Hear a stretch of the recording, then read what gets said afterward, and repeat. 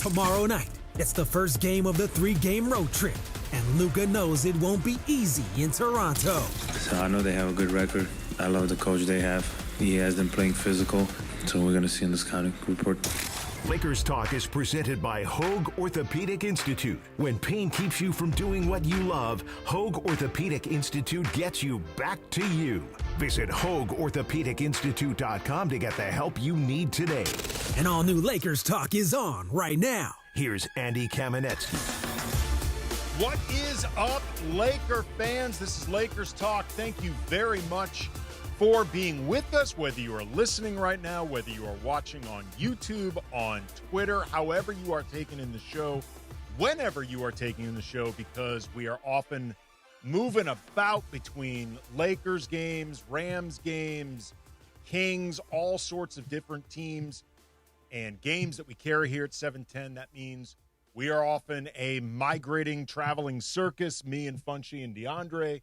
We're all over the place. You guys are always here, and it is always appreciated. A lot to get into today. There's some NBA rumors and drama flying around the league, some of which involve the Lakers, or at very least involve the Lakers in the rumor mills. So that's always exciting. We're going to talk about Chris Paul getting, no other way of putting it, banished from the Clippers. Banish it.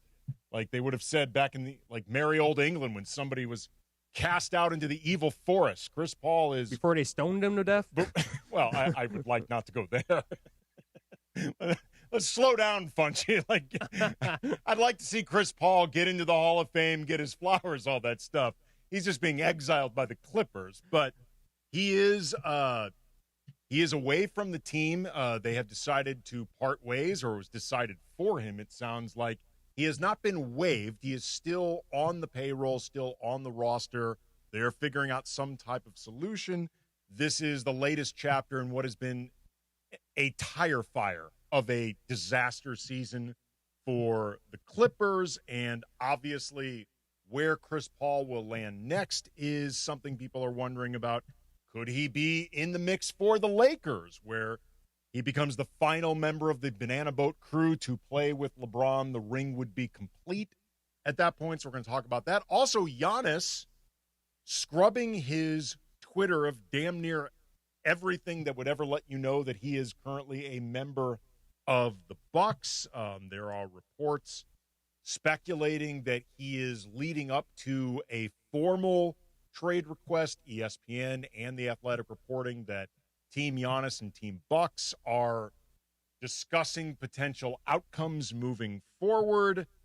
Brian Windhorst on, I believe, ESPN Cleveland, not entirely clear the timeline of this, but he said that Giannis had, before the season began, actually made it clear that he wanted to be traded, but as it turns out, he's going to ride out the season, something like that. But things are clearly not good right now in Milwaukee, including, by the way, Giannis getting hurt. Yes, I was going to say another wrinkle to the story right now. He got hurt, and Shams Charania just said Giannis Antetokounmpo.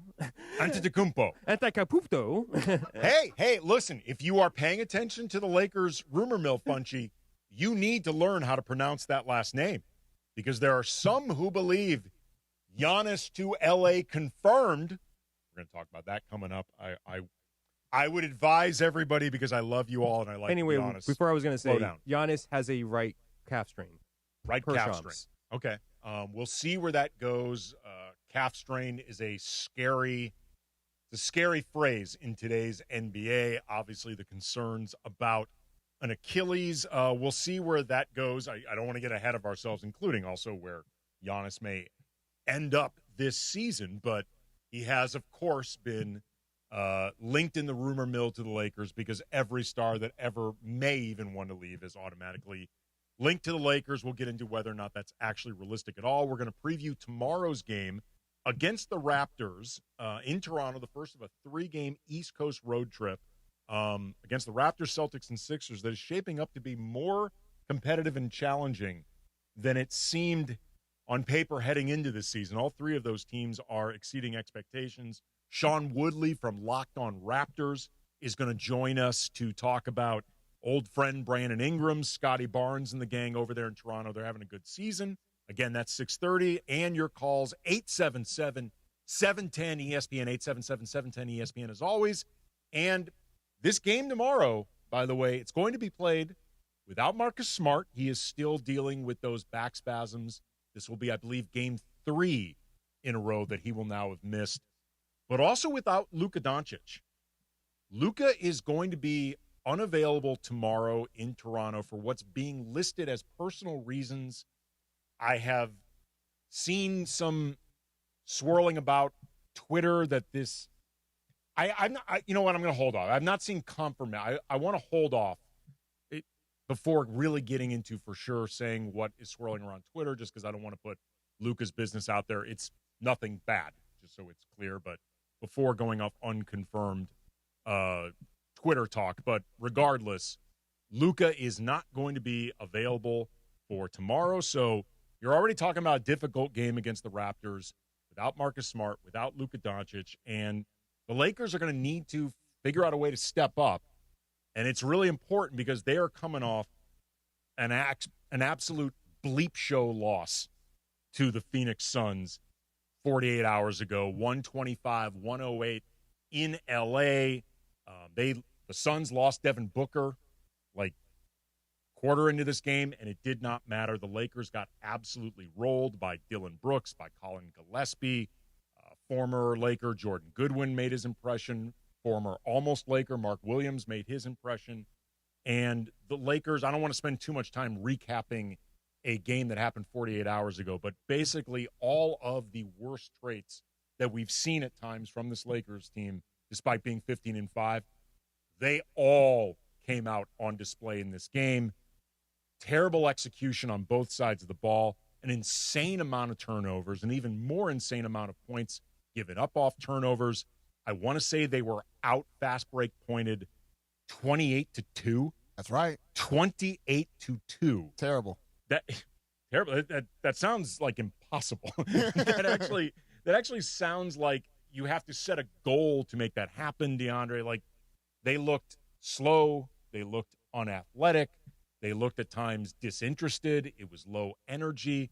Like I said, they were just absolutely ridiculously loose with the ball. Had 9 turnovers himself. He actually put the loss on himself.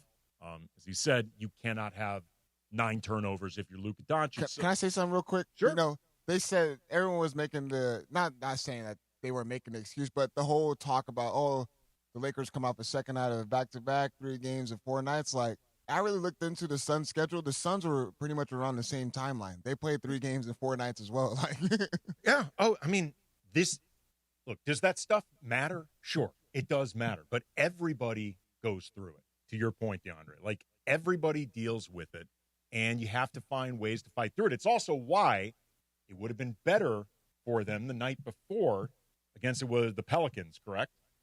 It would have been better if the night before against the Pelicans, they had played more focused, looked to put away that group early, so they could have potentially had more rest, or at the very least, they would have had more reps actually running their offense and, like, executing on both ends of the floor, using that as a dry run against a much better Phoenix team.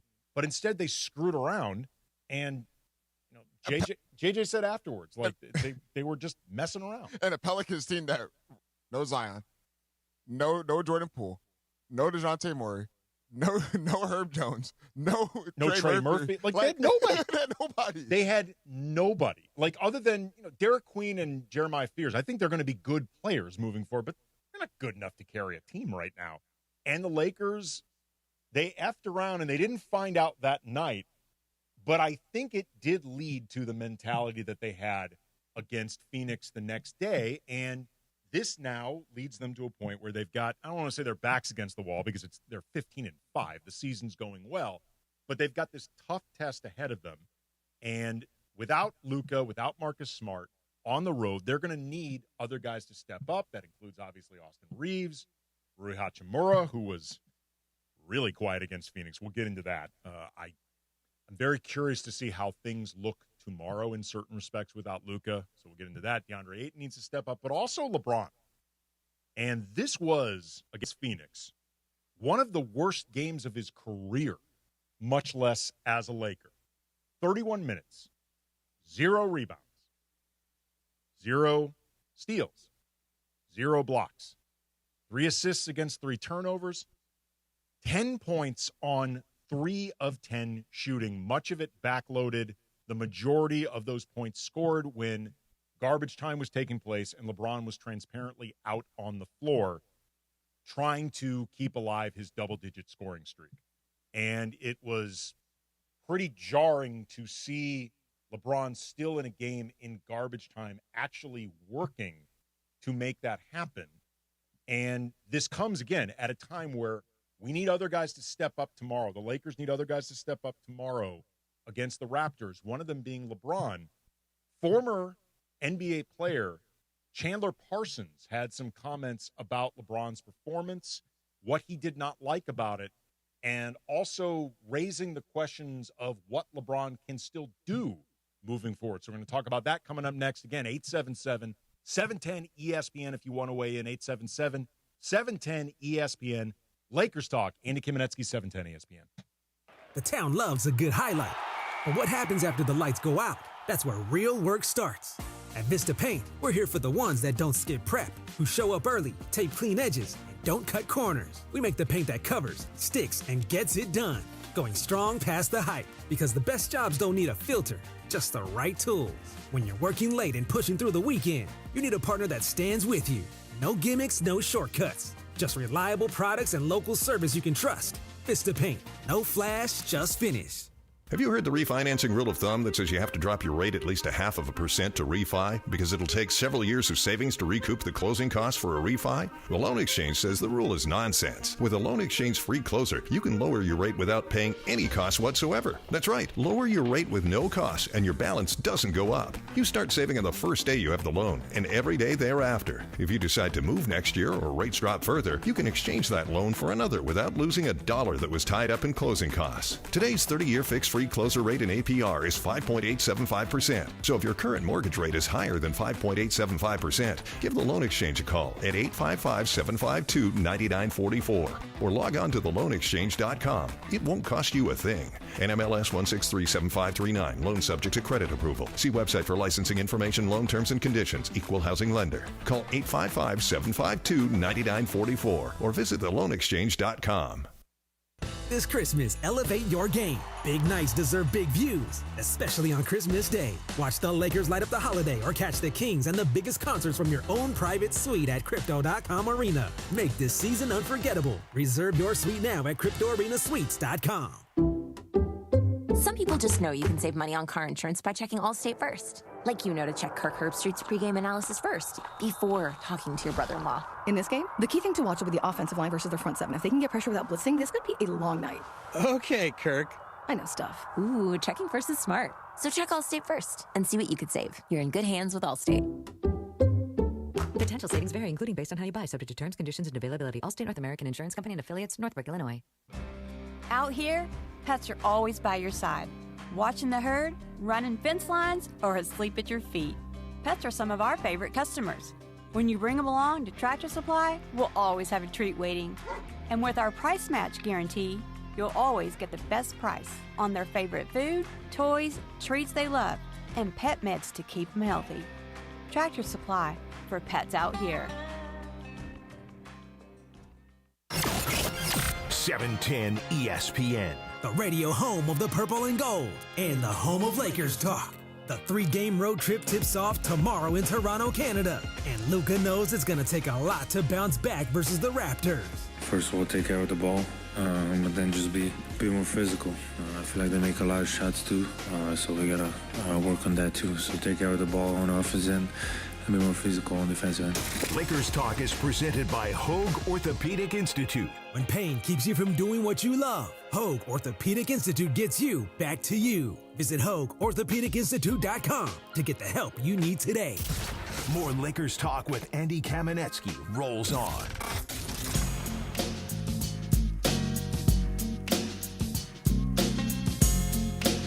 Lakers talk. Andy Kamenetzky, ESPN LA, 710. Reminder, in about 15 minutes, we're going to talk with Sean Woodley from Locked On Raptors. Preview tomorrow night's game in Toronto. Again, for those just joining us, the Lakers have announced that Marcus Smart will be unavailable with the back spasms he's been dealing with. Also, Luka Doncic out with what's being listed as personal reasons. No word on when Luka's going to return, but talking about before, it is a game where others are going to need to step up. Austin Reeves, Rui Hachimura, DeAndre Ayton, and also LeBron James, who is coming off one of the worst games of his career in Monday's loss against the Suns, much less one of his worst games as a Laker. I want to get into that and some comments from former NBA player Jalen Parsons about LeBron. But real quick, Marcus in Artesia, you're on Lakers Talk. What's up, Marcus? Hey, what's going on, man? So hey. I was watching the game, and I'm a LeBron fan, and watching the game, it just seems like he wasn't, like, in tune. Like, it didn't matter to him whether they won, lost, the season. It just looks like his role is not what he's really likes. He's just going along with the flow. So every time somebody asks him a question about it, he gives the politically right question or answer. And then also Max Kleber, why is he playing so much? Every game he's either getting crossed up or dunked on. You have Vando on the bench. Why didn't he get why didn't JJ put him on Dillon Brooks? At least somebody that has defense. We didn't need any more scorers because Luka shoots all the shots. So why not just put somebody you're breaking up, Marcus. I appreciate it, but you're breaking up. As far as the Vando question, look, I think our regular listeners know I've been a proponent of finding minutes for Vando. I understand some of the apprehensions. I understand the offensive issues. I also feel like there are ways to make it work depending on the other guys on the floor with him. In the meantime, he provides something that this team is just lacking in terms of defensive abilities, athleticism, rebounding, physicality, and edge. I understand, again, he's an imperfect player. I'm not advocating that he be 25, 30 minutes a night, but I do think there could be a role for him. And for what it's worth, the last time JJ, it was actually before the Phoenix game, talked about Vando, I took some of his comments to imply that it's kind of a numbers game right now and that he's open to the idea of playing Vando. And then especially after the Suns loss, when he said that everything's being reevaluated right now, between Luka and especially Marcus being out tomorrow and the build of this Toronto roster that has a lot of rangy athletic wings, I would be actually more surprised if Vando doesn't play than if he does, although I will say if he does not play tomorrow, DeAndre, that dude is just buried on the bench. If he doesn't play tomorrow, like, clearly JJ is just out on Vando. I feel like, yes, Vanderbilt can help, but I feel like sometimes JJ looks at it more as an offensive whole as well. You know what I mean? Like, there is times, like, especially that Phoenix Suns game where the Suns did a great job of contesting without fouling. Like, the Lakers' bread and butter. They like to get to the free throw line. They play off the mid-range, and then that's when they start to expand their range out. But I just feel like Vanderbilt, he still hasn't found his spots offensively as far as cutting, moving without the ball. He's trying to become a spot-up shooter in the corner, which is like, that hasn't been beneficial at all. That experiment needs to end. The Vando corner three experience is never going to happen. And it's fine. It's fine. I just feel like this never was a case about his defense. This is more about, like, okay, both ends of the floor. We got to be able to look at this as both ends of the floor. Right. And we'll see. But considering, I don't remember if it was against Phoenix or New Orleans, but Adu Thero got minutes before Vando, and Thero would theoretically be doing a lot of the same stuff you'd be looking for from Vando. It speaks to where Vando is right now. So talking about LeBron's need to step up, and this is coming off one of his worst games of his career, much less as a Laker. Again, 10 points on 3 of 10 shooting, no rebounds, no steals, no blocks, 3 assists against 3 turnovers. And LeBron often just looking completely out of place, out of sorts. On the Run It Back TV show, former NBA player Chandler Parsons had some thoughts that he shared about LeBron. Little patty. I gotta be honest. I didn't like it, and this was the first time in my life I saw an older LeBron James who played and looked like his age. And after sitting out the night before against New Orleans, I thought this was a perfect night for him just to go crazy and kind of carry this team to a victory. And Luka went nuts early on. Austin Reeves was struggling, and LeBron James, he did not look like himself, which for me is the first time I've ever seen him like that. So it was a nice gesture for JJ to continue to keep him in there, and he definitely was hunting for it, and he was not coming out till he got it. This just felt like the first like step up on the way out, and like kind of catering to his legacy instead of focusing on this season in the game that was already over. Congrats, I guess, but like I honestly I didn't love it, and it was just obvious what he was doing. Okay, I with Chandler Parsons basically saying that LeBron was out on the floor at that point in the game, in garbage time game, out of hand, specifically to maintain that 10-point double-digit streak that he's had going on since 2007. Like, to put this in perspective, George W. Bush was still president when LeBron began this streak. Like, that is staggering how long this has been going on. Parsons is correct. Like, that is transparently why LeBron was out there. Like, there's no question. He checked out the minute he hit those 10 points. Where I disagree with Chandler Parsons, though, is the idea that this was somehow putting his legacy or his career achievements ahead of the game. LeBron was not disrupting the game at all, trying to get to those 10 points. If anything, he was being too passive up to the point where he started looking to get those 10 points. Like, he spent a lot of the game too much in the background as opposed to gunning for shots. And when we talk about stat padding, it's typically framed through the idea of just greedy, gaudy stats by any means necessary, like Ricky Davis shooting at the wrong backboard so he can get a rebound for a triple-double. Legendary. Yeah, like, that's stat padding. If you want to say that LeBron was inorganically trying to keep this streak going and that doesn't impress you, fine. Like, that's, I don't necessarily agree, but fine. But he wasn't getting in the way of anything that they were doing. What I think, though, that Chandler Parsons is overlooking, or maybe raising this question unintentionally, the fact that LeBron had to work to get himself up to 10 points, that's actually the issue. That it actually was work to get to those 10 points, because the only way you maintain a streak like this, DeAndre, from 2007 to where we are now, is if you spend the overwhelming majority of your career hitting double-figure scoring in your sleep, where you just roll out of bed and you can get that. That's clearly not the case for LeBron right now. Yeah, I'm sorry. I disagree with Chandler Parsons, man. Honestly, the saying that they're catering to his needs and catering to him continue the streak, cool. If you want to see it that way, the Lakers were already down by 30 points by that point. Like, there was no, their game was already out of reach. They had no energy and effort towards that stretch. Whatever, you want to take it that way. But I do remember a play where legit LeBron caught it in the paint. Nice little lob pass. He had Colin Gillespie on him, a smaller guard. They tried to come down and double, but that time it was too late. He was already in good position to score for a layup, to cut the bleeding down because the Suns already made a run in that second quarter. What does he do? He gets it and he looks back to the three-point line, kicks out to Dalton Connect, and he misses the shot. What do the Suns do? Rebound and get out. So, if anything, like you said, he was too passive. Like, nah, man, like, there's points that we need you to kind of score a little bit more. Like, yes, we understand Luka had the hot hand in that first quarter. It died down due to his turnovers, especially. You know what his usage was in that first quarter? It was a 50.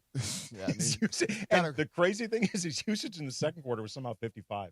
I mean, and even more? Yeah, I don't know how, but it was. I mean, 9 turnovers does play into a lot of that usage rate, too. So, yeah. I mean, the Lakers will need to find a way to kind of give him a little bit more off the ball. I feel like the ball is sticky in his hands too much. Which they're going to work on it. It's going to work. Yeah. They're going to work on it. But, like, the fact that LeBron, like, had to work to get to those 10 points, or to your point, wasn't seeing Colin Gillespie as food to go at, and was working instead to get the ball somewhere else, like, it speaks to the question of, okay, where is LeBron at physically right now?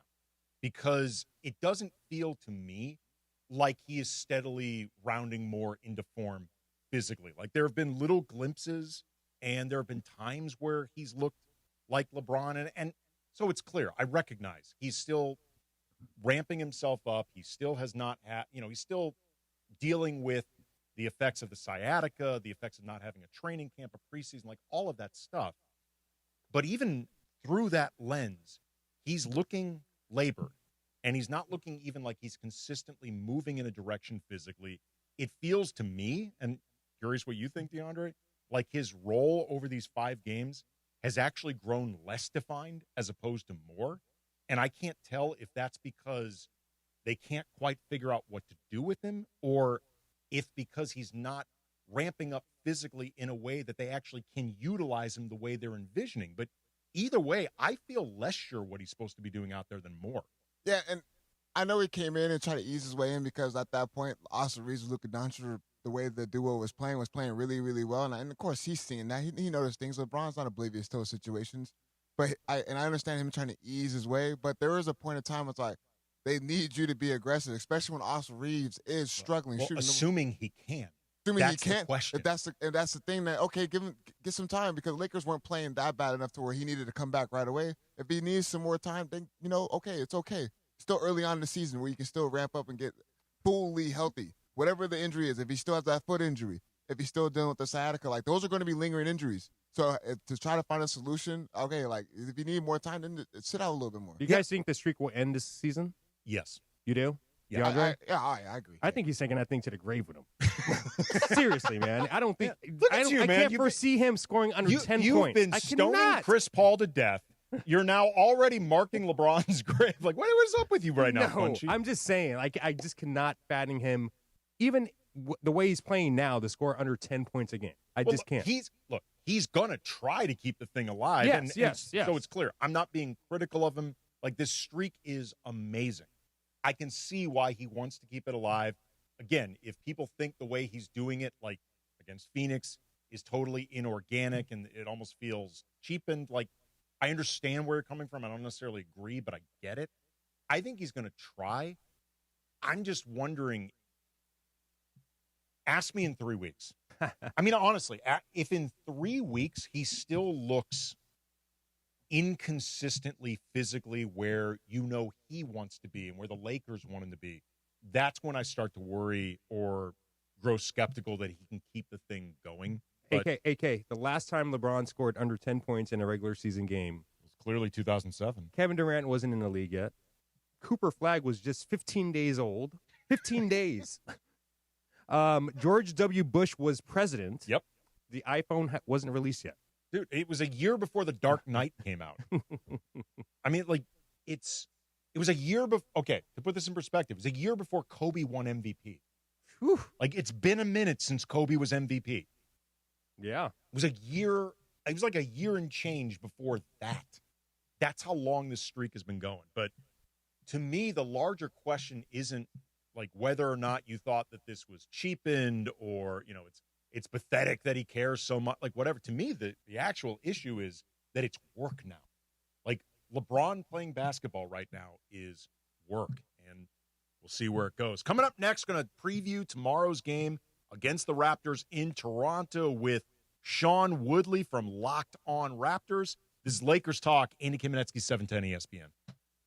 Hey guys, it's Sedano. Looking to score big on flooring? Kick off your project with Hernandez Wholesale Flooring. Every day's a win, no gimmicks, no markups, just the wholesale deals on every surface. Call 866-62-FLOOR or visit them on the web, hernandezwholesaleflooring.net. No sale beats wholesale.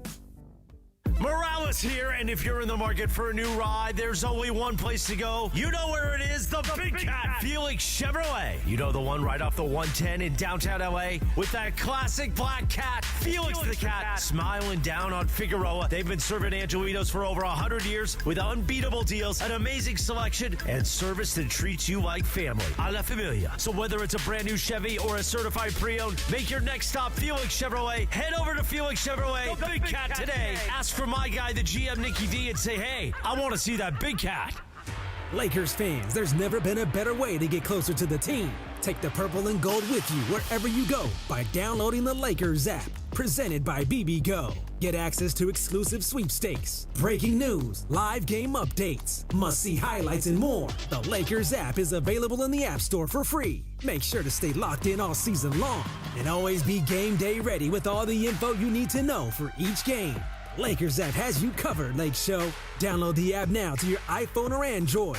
Let's go Lakers. Some people just know you can save money on car insurance by checking Allstate first. Like you know to check if they're going for it on 4th down before going to the concession stand. Yeah, give me 3 hot dogs, 2 jumbo touchdown, baby! What? Hey, buddy, you want cheese with those? Yeah, checking first is smart. No. So check Allstate first and see what you could save. You're in good hands with Allstate. Potential savings vary, including based on how you buy, subject to terms, conditions, and availability. Allstate North American Insurance Company and affiliates, Northbrook, Illinois.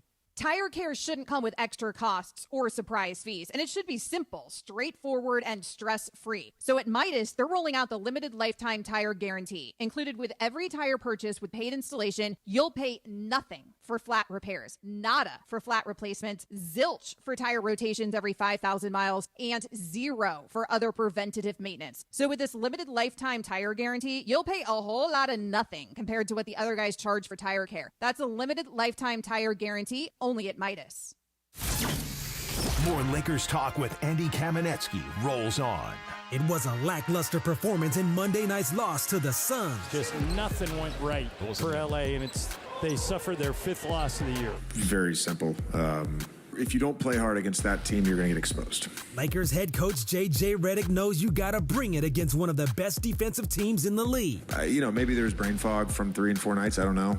It's like the Monstars taking over the people that you've grown to coach, and they're not doing anything that they normally do. It's weird.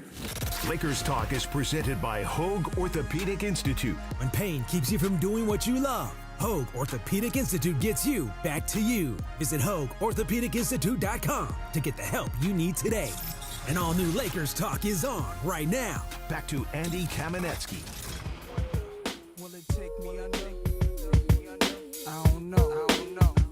Lakers Talk, Andy Kamenetzky, ESPN LA 710. The Lakers are in Toronto tomorrow, kicking off a 3-game East Coast road trip. The game obviously can be heard right here on 710 ESPN. Pre-game coverage begins at 3, followed by the tip at 4:30. Then the post-game again with Beto Duran. And joining us to preview this contest is the host of Locked on Raptors, Sean Woodley. Excellent coverage of our friends in the North. You can follow him on Twitter at Woodley Sean. Sean, how are you, man? I'm doing great. Thanks for having me on, Andy. Yeah, absolutely. Before we get into some specifics with the Raptors, the general consensus is that they are exceeding the predictions for them heading into the season, and also what we're seeing as roster redundancies. What were your expectations for this team heading into the year? Yeah, I think I had them a little better than what the sort of, the Vegas Lions and stuff had them at, because I think the Raptors generally are a team that kind of gets under projected, I suppose is kind of the right word for it. Just, and I think it was fair coming into this season because you haven't actually seen this team play together, right? Haven't seen Brandon Ingram play. Emmanuel quickly played just 33 games last season. There was not really any usable on-court data or tape to suggest anything other than, the Raptors are kind of mid at best. But I think if you kind of look under the hood, last year they won 30 games despite having, again, tons of injuries, very little continuity. In the last 20 games of the season, they were actively trying to lose games to the point that they were taking their starters out when they were leading games with 8 minutes left. It was pioneering new ground in tanking. It was kind of remarkable. But I think, winning 30 games despite all of that, I think suggested that, hey, there's maybe something here. And Scotty Barnes in particular is just a really good basketball player. There was always the chance that if Scotty Barnes took a leap, Brandon Ingram stayed on the floor, which so far he has, knock on wood, and you just kind of got healthy minutes from guys like Emmanuel Quickly and Jakob Poeltl around them, that they were just going to have too many pretty good players to be bad in the league that really rewards having a lot of pretty good players. And I think with Scotty Barnes in particular, the reason the team is where they are now is because he's just been way better than I think anyone expected on both ends of the floor. He's in the conversation for an all-defense team, I think, right now, maybe on the short list for Defensive Player of the Year based on how he's played. And then on offense, he's just been a way more sort of refined, streamlined, efficient version of himself. And Brandon Ingram has just made life so much easier for him. And so, yeah, I think, again, you could squint and see why this team might overperform and be one of those teams that surprises. We have them every year. But I think it was fair coming into the season to be a little bit skeptical that it was all going to come together. Talking with Sean Woodley from Locked on Raptors. You can follow him on Twitter at Woodley Sean. Lakers Talk, Andy Kamenetzky, 710 ESPN. The Raptors have, as of today, the 6th best defensive rating in the league per NBA.com's metrics. They are great defending inside the arc, outside the arc. They're just outside the top 10 for steals. What makes them so effective on that side of the ball?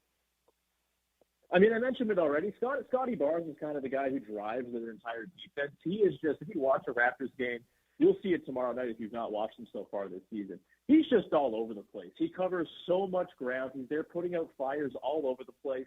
He guards on the perimeter. He protects the rim. He, jumps passing lanes. He just kind of does everything. He'll spring a surprise double team on somebody and force a turnover or a jump ball.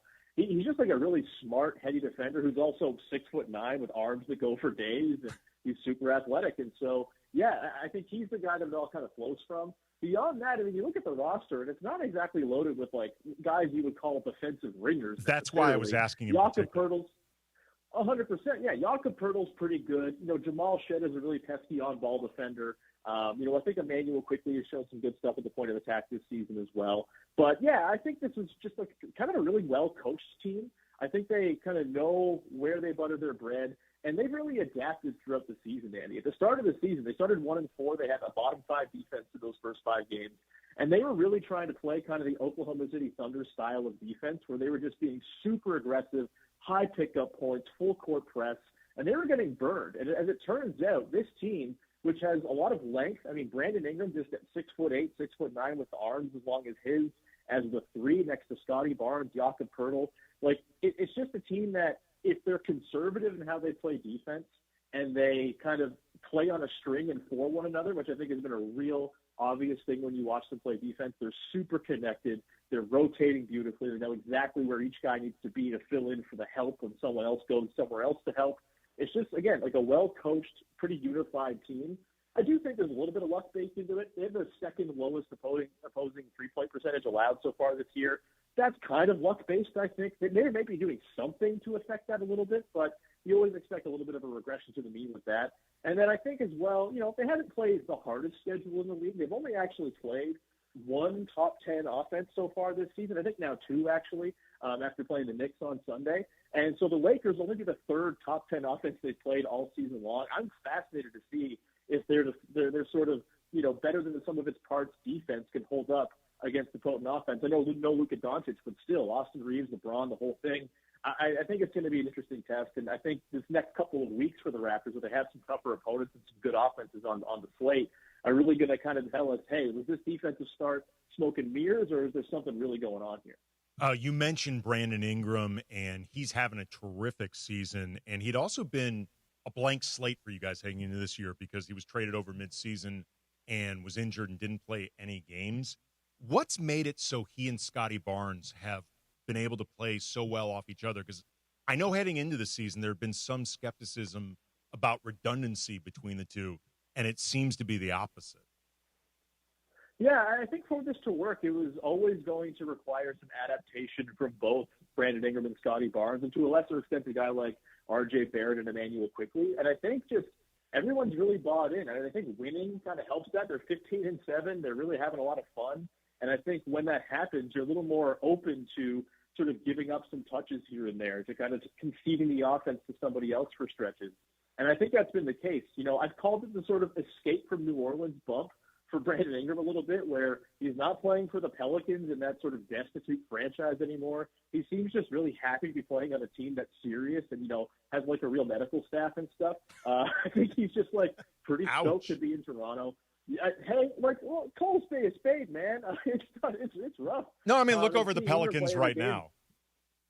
Yeah, I know. It's a really tough scene, right? And so I think with the way Ingram plays, I think he needed to adapt for him to really kind of thrive in the NBA for the rest of his career, right? I think, the sort of ISO heavy, I'm the guy who runs the offense type of thing, it was only going to work to such an extent with a guy who's very talented like Brandon Ingram, but he's not super duper talented, right? He's not an inner circle superstar. He's not Kevin Durant, who you can just kind of run an offense through playing ISO ball. And so I think for him to really kind of adapt and find a place on a winning team, he had to be a little open to playing off the ball more often, taking catch and shoot threes, playing as like a movement player where they're so often bringing him out of the corner off of pin down screens to catch the ball in the move to kind of get the offense flowing.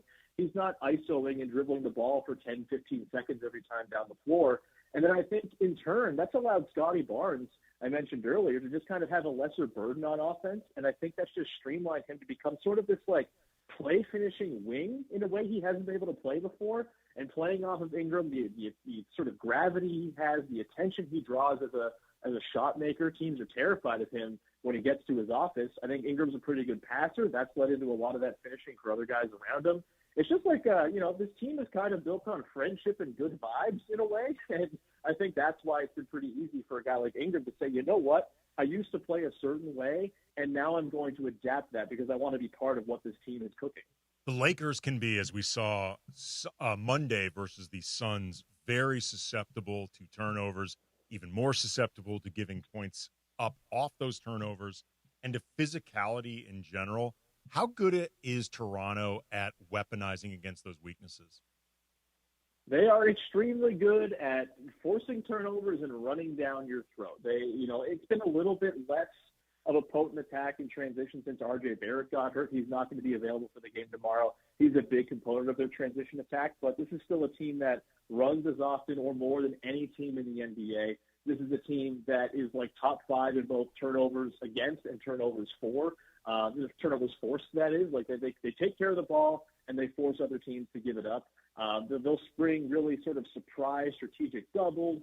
Jacoby Walter, Jamal Shed, these guys are like really just pesky backcourt defenders who force a lot of turnovers the other way. They're also a team, Andy, that just runs off of misses a ton. They run off of defensive rebounds more than any team in the NBA.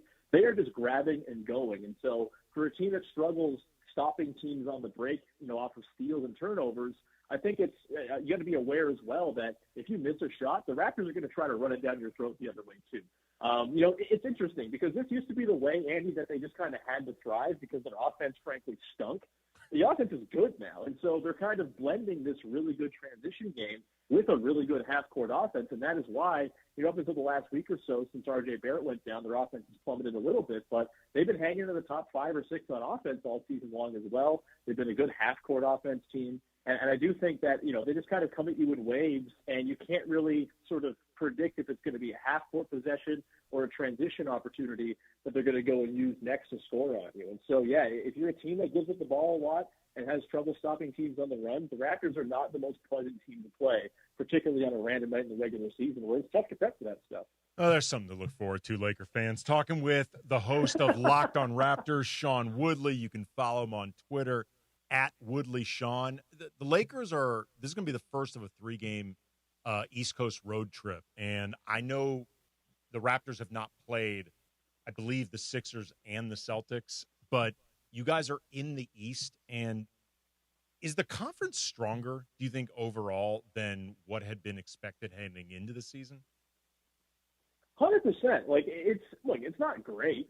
All the teams are not incredible. I don't think any of these teams are as good as the top 3 teams out west. But I think as just like a viewing experience, it's been a really fun conference to watch because every night the games are good.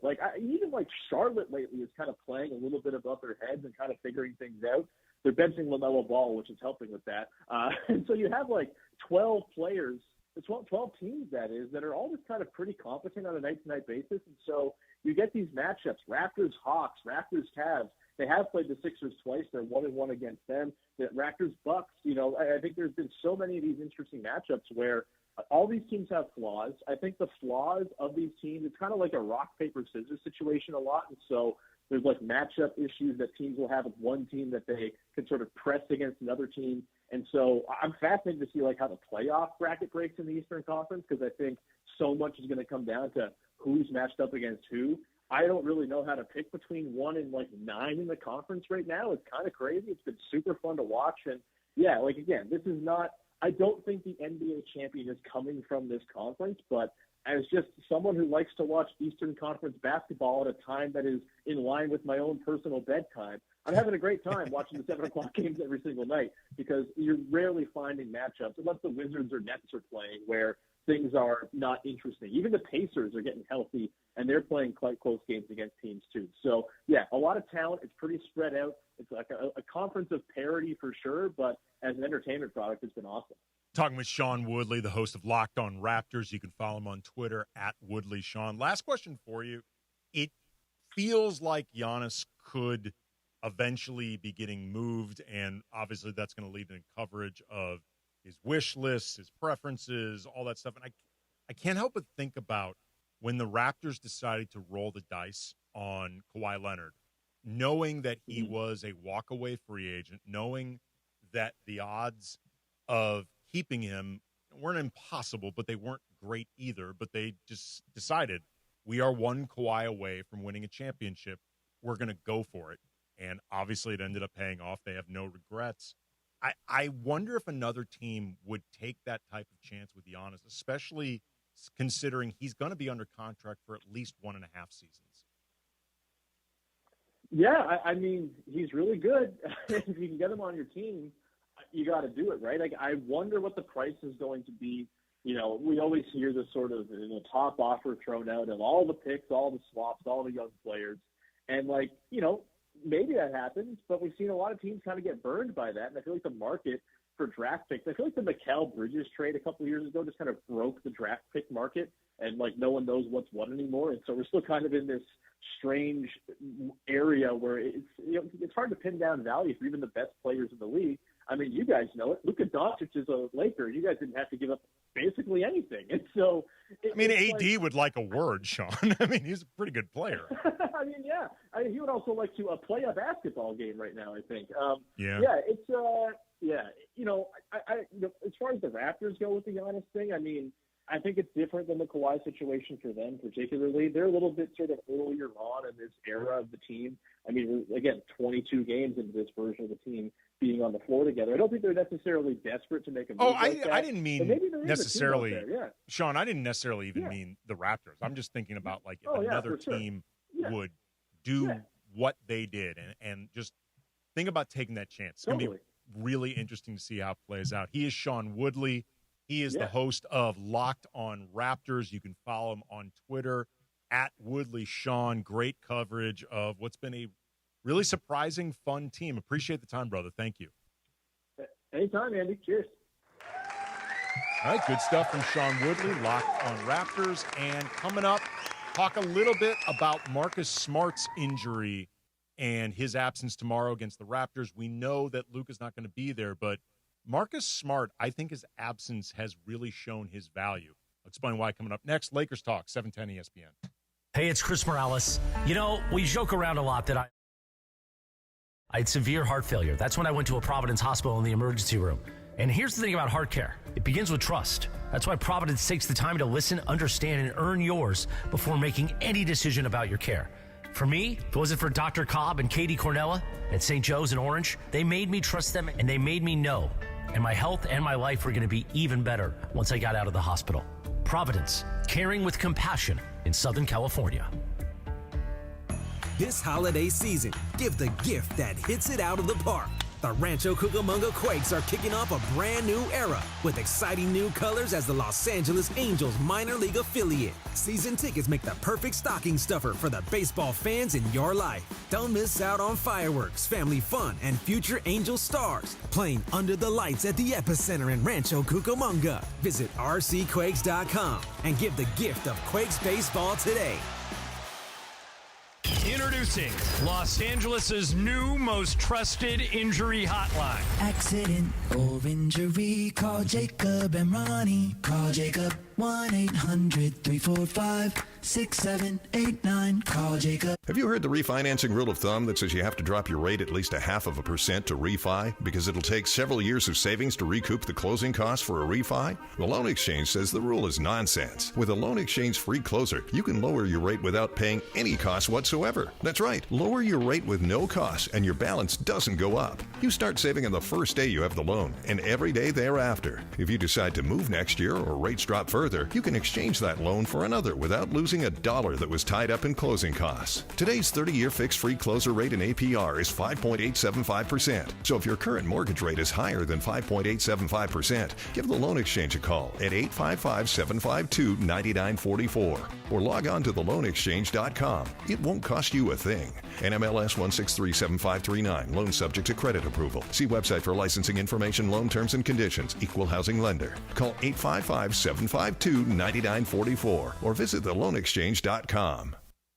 Looking for paint that actually lasts? Vista Paint delivers expert quality, rich color, and pro-trusted durability, backed by over 60 years of experience. From your home to your next big project, we've got you covered. Vista Paint, since 1956.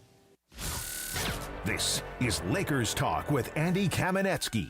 After the loss on Monday, Austin Reeves knows that performance was unacceptable. I played like one of those games. We played bad. They played harder than us. That can't happen. LeBron James and the boys have a chance to bounce back and start the road trip tomorrow versus the Raptors. Well, the road trip should always be focused, no matter how you're playing. So I don't think it took for us to have this game tonight to refocus us. Lakers Talk is presented by Hoag Orthopedic Institute. When pain keeps you from doing what you love, Hoag Orthopedic Institute gets you back to you. Visit HoagOrthopedicInstitute.com to get the help you need today. Now back to Lakers Talk with Andy Kamenetzky. Thanks again to Sean Woodley for dropping by. Locked on Raptors, previewing tomorrow night's game. And it is time for the Lakers Talk Injury Report, brought to you by the Call Jacob Injury Hotline, the only number LA trusts after an accident. 800-345-6789. Again, 800-345-6789. Easy to remember. You want to use it. We mentioned before, Luka Doncic is out tomorrow against the Raptors with what the Lakers are listing as personal reasons. We'll wait for an official explanation from the Lakers to dig further in. But Marcus Smart is going to be missing his third consecutive game with those back spasms. And I feel like his value has really been demonstrated a lot during this stretch where he hasn't been able to play, but also the other games where Marcus is unavailable. Just the intensity and the urgency that he plays with and the attention to detail, specifically defensively, but just the tone that he sets when he's on the court. I think on that end of the floor, but just in general, we saw it against the Mavericks and against the Pelicans and certainly against the Suns. There can be a malaise with this team. Like, they're not always a team that is really good at self-generating that type of focus and intensity. And Marcus Smart is one of those dudes that when he's out there, he makes you keep up with him, DeAndre, along those lines. And I feel like it's been really tangibly absent when he's not there. So with Rui only taking one shot, you're going to see where I'm going with this. Everyone's been talking about Marcus Smart should be going into the starting lineup and move Rui to the bench. And we've seen that when Marcus Smart does come off the bench, he does provide a spark. He does provide the energy. And you also see him sometimes when he does spot up for threes, he actually is attempting them and shooting them, correct? Mm-hmm. So to start off the game, I'm actually in favor of this when I actually hear it and seeing Rui only get one shot and him limiting his touches due to LeBron being back into the lineup. I mean, we talked about it. And the Luka first quarter palooza that's been going on. Exactly. So I might not be opposed to the idea and maybe provide more of a scoring off the bench as well, but I do see the concept of Marcus Smart coming off the bench to provide extra energy, but to provide a spark, maybe subbing out Austin Reeves to trying to switch up lineup purposes, all that stuff. But I do feel like him being in the starting lineup, not right away, but certain matchups. Yeah, I mean, he's got to get healthy first before we can even do that. Exactly. But I'm saying, like, I'm not opposed to that idea because we've seen Rui. There's sometimes he can be, he's not engaged at times. He kind of does float around the perimeter a lot, and when he does score, you see a different energy that provides to this team. Well, so, I feel like with Rui, and we're going to talk about this a little bit more at the top of the next hour. Rui's game in particular against the Suns brings up some things that I'm going to be watching for without Luka because they're very first quarter specific. And I'll bring up some of the numbers and the metrics with just how little Rui was involved in this game. And I mean more the other guys involving him than Rui's self-involvement, if you want to put it that way. But with Smart, I just feel like he balances things out, assuming he's eventually available to play. He balances things out more from a skill set perspective in that starting lineup, and the bench needs more scoring that Rui could provide. But also, too, just regardless of whether he's going to start or come off the bench, they miss somebody who just brings that type of urgency and focus and the edge, energy, man. The edge, the physicality. Like, this is a game, too, where if Marcus Smart's not available, I feel like Vando has to play. Like, I just feel like he has to be put out there just for some of those same aspects that Marcus Smart brings. Smart brings them better, and he's a better offensive player.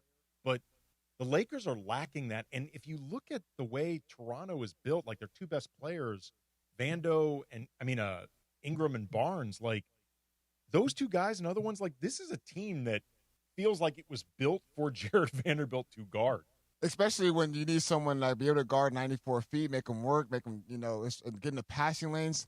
Then Lakers need to find some other way of scoring. And Vanderbilt being in the passing lanes and getting out and running, leads to transition buckets. Yes. Like that's probably what could be ideal, especially with Lamar. Well, and also too, like Sean said, that the Raptors are really good at taking care of the ball. So if you want to try to induce those opportunities to run, you need somebody who can be disruptive.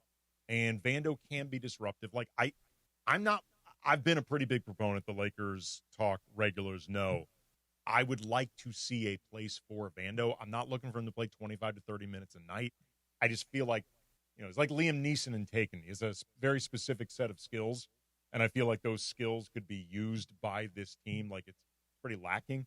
Dude, if he does not play tomorrow, like, at that point, that dude is buried if he does not play tomorrow.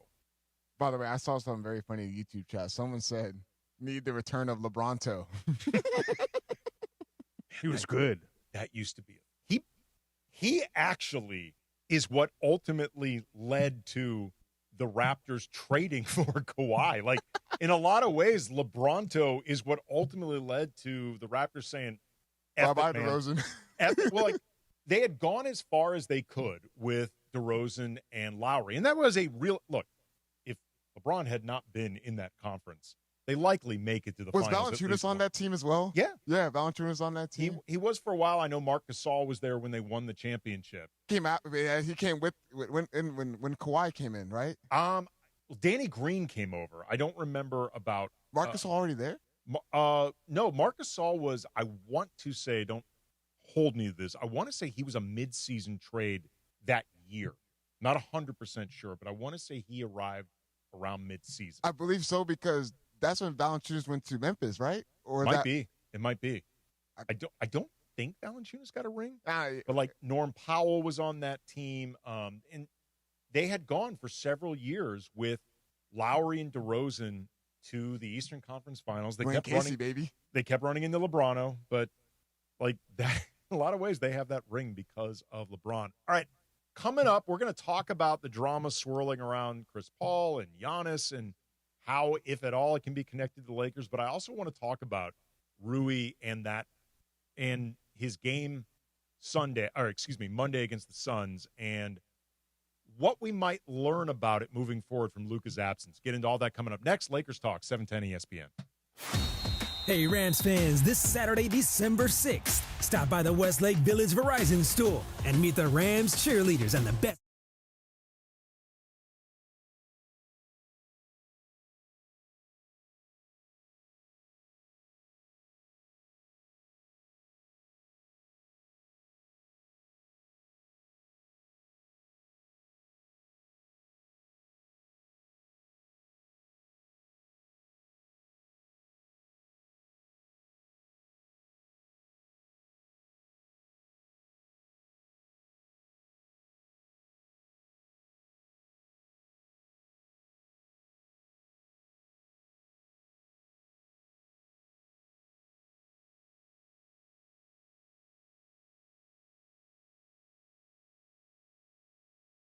West looks to defend their home turf. To secure your seats, visit therams.com/DET. Again, that is therams.com/DET. And we'll see you at the Rams house.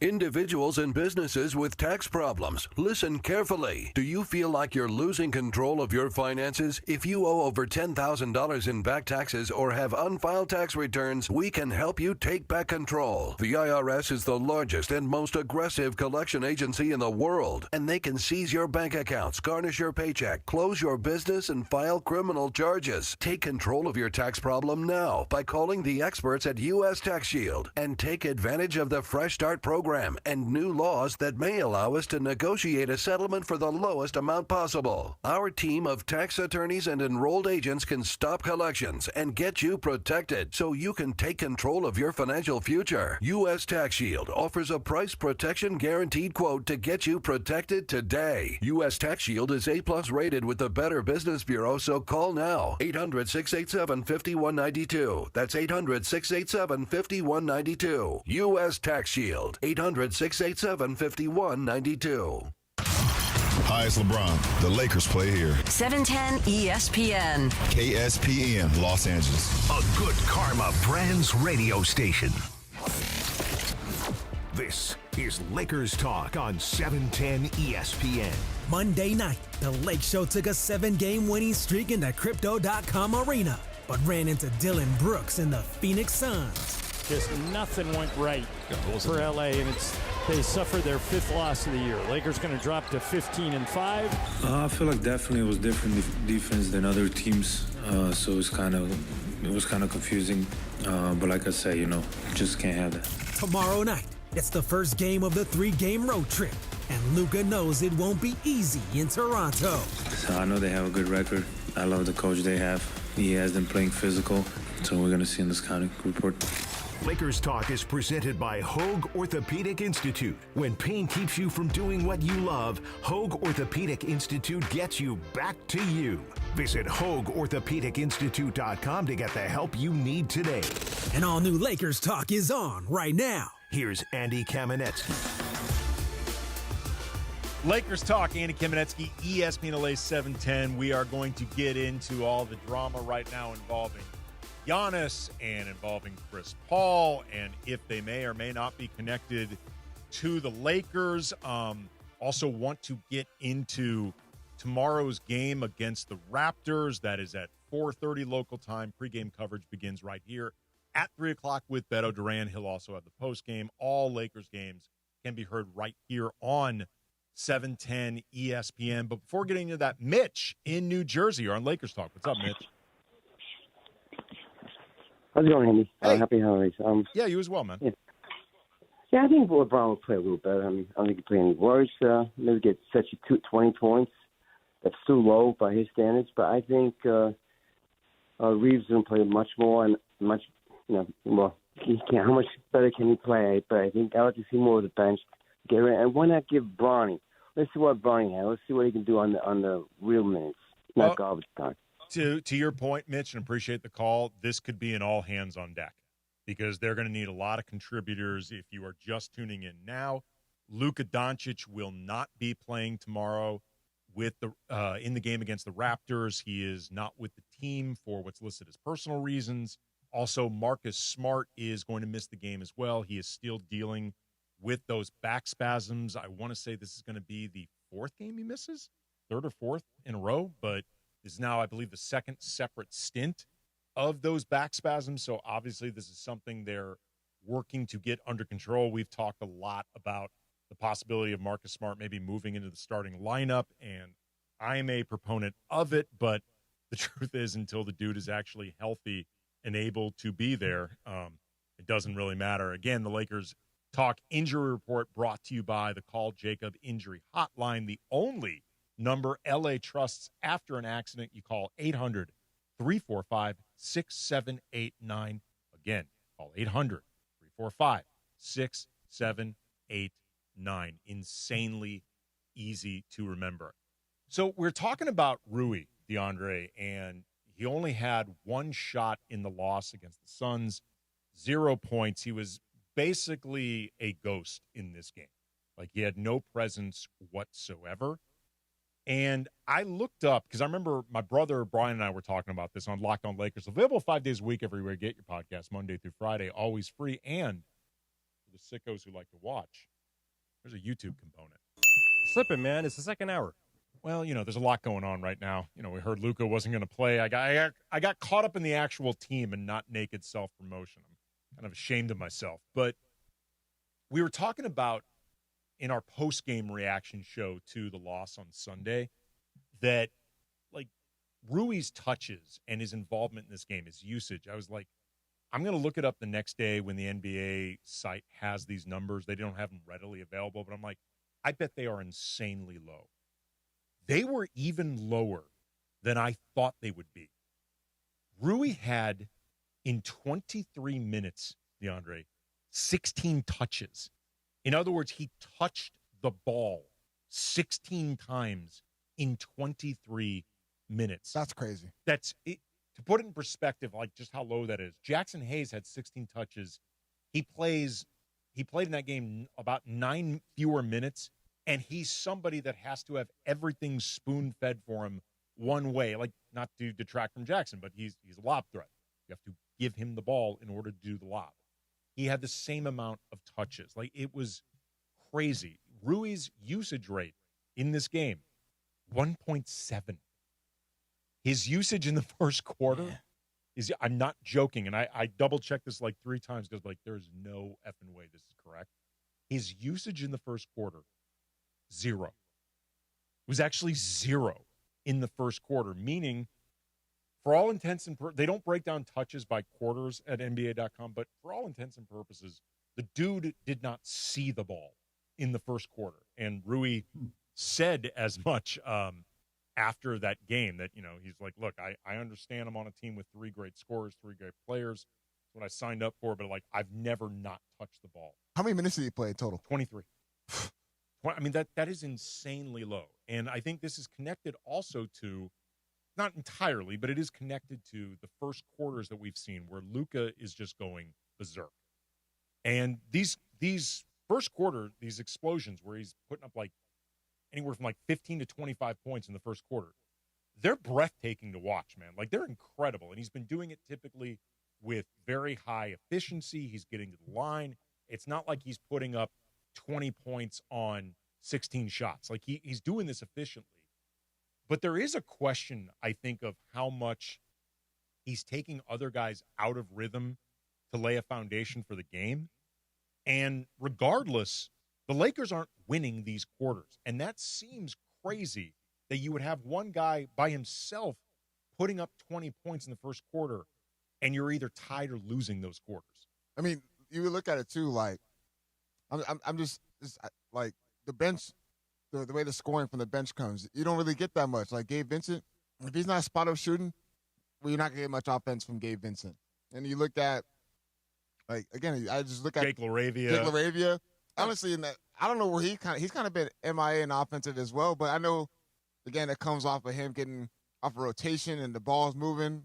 So I feel like it's going to be a task as far as how is that ball going to be moving, because I think that was just the first time we see where the ball is actually that sticky in Luka Doncic's hands. I mean, him having 9 turnovers, maybe the cause why Rui didn't really get the ball touched. Well, you can't get the ball when the ball's being turned over so constantly. Exactly. So, yeah, I just feel like maybe just try to find a way to kind of cut into open space when Luka does get double teamed. But the Suns weren't even doing that. They just did a good job of, contesting without fouling. Mark Williams played a huge impact in that, being in the paint, clogging it up. So maybe that just wasn't the game for Rui.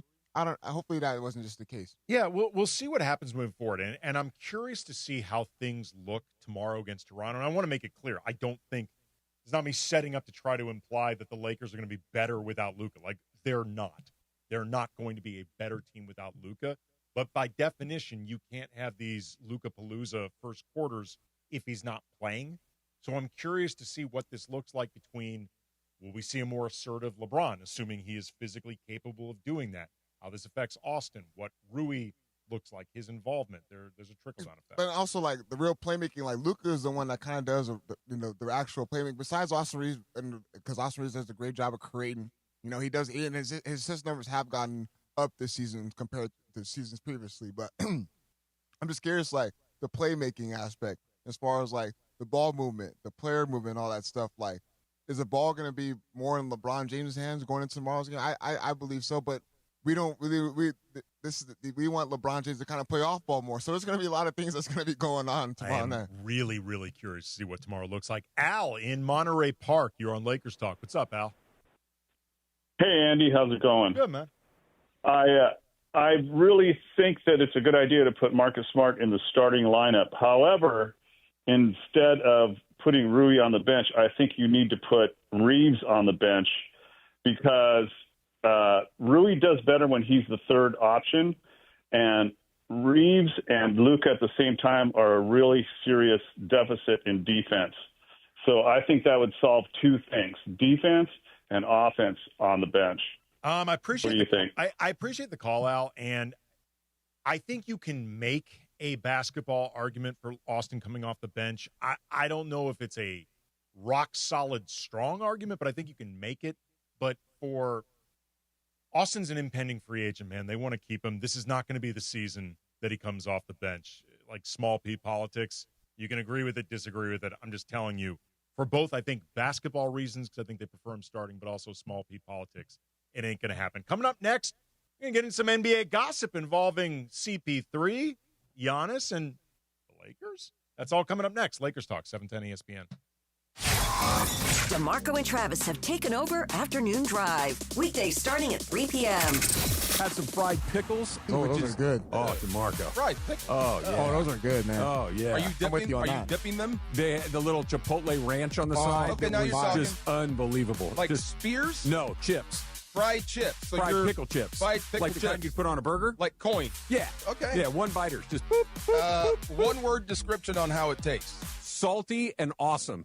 That's not one word, but that's what I'm going with. Have you had fried pickles? Oh, yeah. Yeah? Yes. Yeah. So good. Wait, you've never had them? Never. I would never order fried pickles. Oh, they're so good. No, that sounds like pregnancy food. Dip them in ranch? You can fry anything, and it's going to be This is good. true. But a Yeah. salty pickle is next level. Afternoons with DeMarco and Travis. Weekdays at 3 on 710 ESPN, the ESPN LA app, and streaming live on YouTube. Hey guys, it's Sedano. Looking to score big on flooring? Kick off your project with Hernandez Wholesale Flooring. Every day's a win. No gimmicks, no markups, just the wholesale deals on every surface. Call 866-62-FLOOR or visit them on the web, hernandezwholesaleflooring.net. No sale beats wholesale.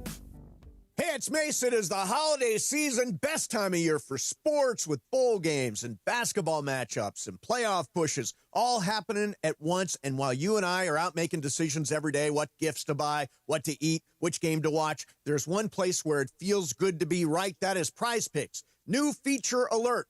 Prize Picks now has early payouts. If your lineup gets off to a hot start, you may now have the option to cash out those winnings before the game even finishes. Is your fantasy season already over like mine? My team's a mess. With Prize Picks, I don't have to wait until next year's draft. Prize Picks let you play fantasy football every week. Pick your favorite players and win when they hit their projections. No draft required. Download the Prize Picks app today. Use code MACE, M-A-S-E, for $50 in lineups after you play your first $5 lineup.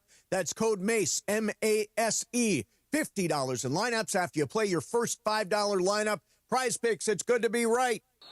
Hey, Laker fans, are you a professional and a parent, a dreamer and a doer? You're an ender, and National University knows that grind. That's why they offer flexible online courses, career-focused programs, and support for students juggling work, family, and everything in between. Whether you're building a career, raising a family, or chasing big goals, National University helps you reach your end game and your end game. Make your move at nu.edu.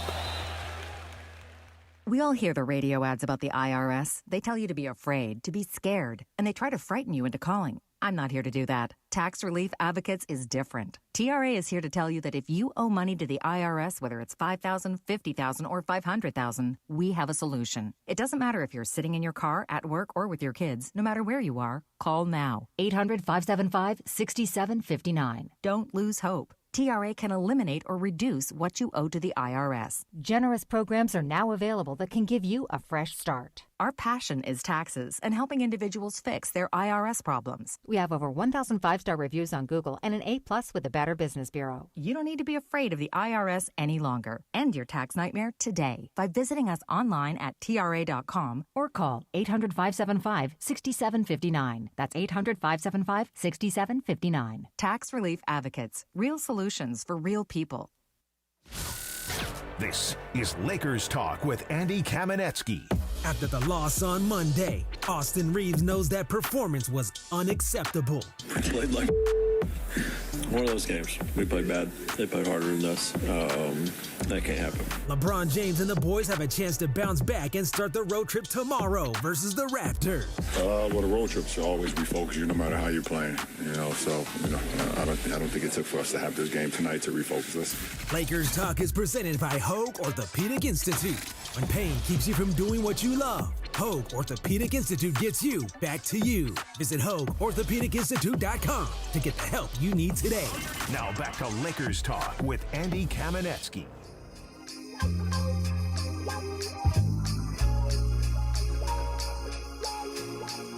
Lakers Talk, Andy Kamenetzky, ESPN LA, 7:10. We're going to get I don't remember when they had the ball. Sorry, didn't mean to throw Rui into that mix. Accidentally hit the button, didn't realize the cursor was on Rui Hachimura's sound. He was actually talking about his one Ghost shot him night. in the machine. Ghost in the machine. Well, I mean, maybe Rui wanted me just to bring it up one more time. He was incepting that into my head. Hey, Probably. I could use more than one shot. I know. For what it's worth, Rui, I agree. Before we get into some of the gossip and the drama involving CP3 and Giannis and maybe the Lakers, doubt it, but maybe. Arthur in the LBC, you're on Lakers Talk. What's up, Arthur? Hey, what's up?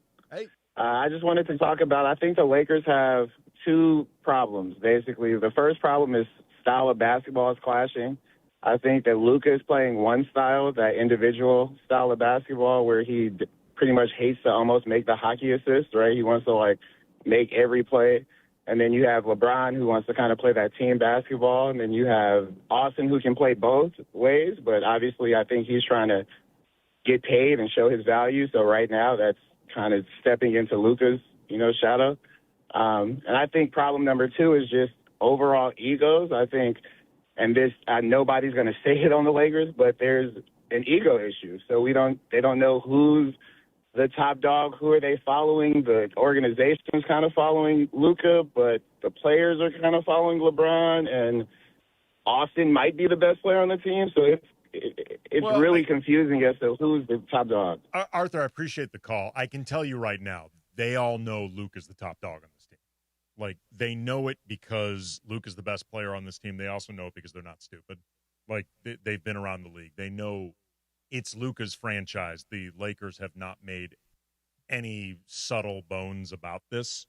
As far as the egos thing, I think it's an interesting way to frame it. I don't really know if that's the case. I don't sense. I would tell you I would tell you if I thought that there was some type of clash. I would be honest. I don't sense that happening. If anything, I feel like LeBron has been arguably going too far out of his way not to make it seem like a clash. And maybe some of this is a byproduct of him not being physically all the way back. I talked about in the first hour, I have my concerns about where he is since returning from the sciatica, physically. But it's felt like in some ways LeBron's laying back a little bit too much, trying to prevent any type of LeBron versus Luka or LeBron versus Luka and Austin. Austin has a great relationship with both guys, but, Austin knows his future with the organization, assuming he's here long term, it's with Luka. The styles of play, I think they meshed fairly well last year, especially considering it was midseason. Luka wasn't able to play right away. He had been hurt. LeBron missed some games.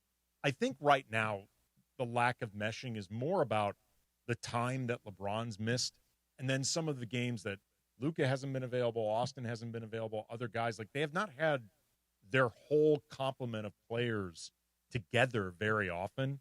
I think that and maybe just some of the concerns about where LeBron's at physically, I think that's more of an issue than egos. Yeah, I don't think the Eagles are clashing. I think they're going to figure out their spacing. They're going to figure out, the right play calling as far as like, okay, there's a right look and stuff like that. I don't necessarily think that, they're clashing with ego.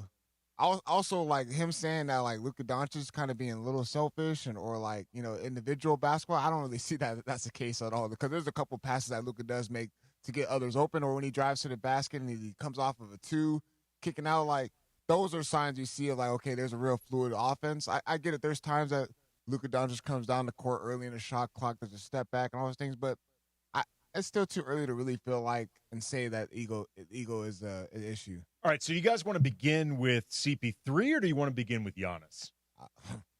I think we should go Giannis first. Okay. Because I think we're going to spend a lot more time on CP3. All right, so Giannis, there had been reports a couple days ago, or people observing that apparently Giannis had scrubbed his Twitter account to basically, other than acknowledging that he won a championship with the Bucks, pretty much everything Bucks related was taken out of this, and this is now how NBA players express discontent. They scrub just like their Twitter account. anybody in their 20s that's going through a breakup with their, woman or man. With their significant other, even that's if what the happens. significant other's That's a what team. happens nowadays on social media. You take your significant other, the person you broke up with, Okay, and they're gone. You're the youngest of us, DeAndre, by far. Have you ever let a significant other know that you were done by scrubbing your Instagram or your Twitter of any evidence that she existed? Absolutely not.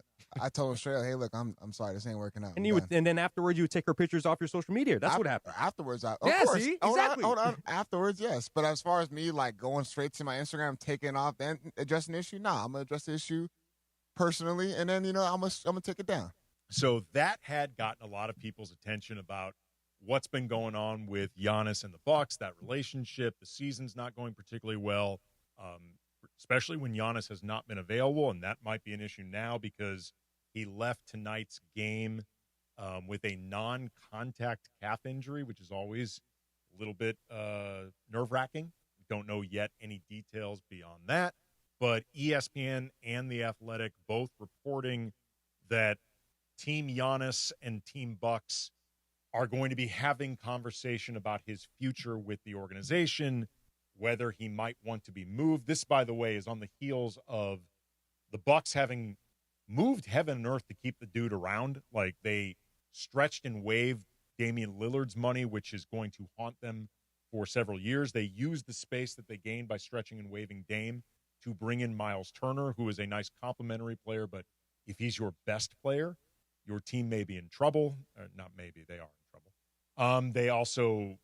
They have basically bleeded themselves of all draft picks, all young players, assets, trying to keep Giannis happy. The team most connected to Giannis, were he to move, is the Knicks. There have been reports that Giannis has been most interested in the Knicks. In part, they're a good team. In other parts, it's quicker to get to Greece from New York than it is from, say, L.A. or other spots around the country. Don't they you have some type of direct flight from New York to Greece? Yes, actually, I don't know if it's LaGuardia or the other one in JFK. New York. At JFK, they announced over the summer that they were going to start having direct flights from New York to Greece, Athens, Greece. Do you think that was LaGuardia trying to get Giannis? You know what the Knicks do, man. The Knicks do anything. New York does anything to get a player to come to the Knicks. But this has also raised the question of, could the Lakers? Because remember, this offseason, there had been reports that the Lakers might be keeping their proverbial powder dry, their cap space flexible, because they were thinking about this coming off season or the summer of 2027 with an eye on Giannis. And were he unhappy, could they make a play for him? I had always said I don't see that as a possibility. I also thought it was a really dumb plan to sit on two of Luka's prime years, just waiting for the hopes of a 33-year-old Giannis to become available. But were Giannis actually available this season for an in-season trade? Giannis tells the Bucks, I want you to move me. Definitely not signing an extension. He has a player option for the summer of 2027. He'd be out. The Bucks have then realized we got to move the guy. I know Laker fans are already photoshopping the memes of Giannis in a Lakers uniform. I don't see how it can happen. I just don't see how. I mean, like, the Lakers would offer everybody not named Luka or Doncic. Like, they'd offer everybody to make that happen.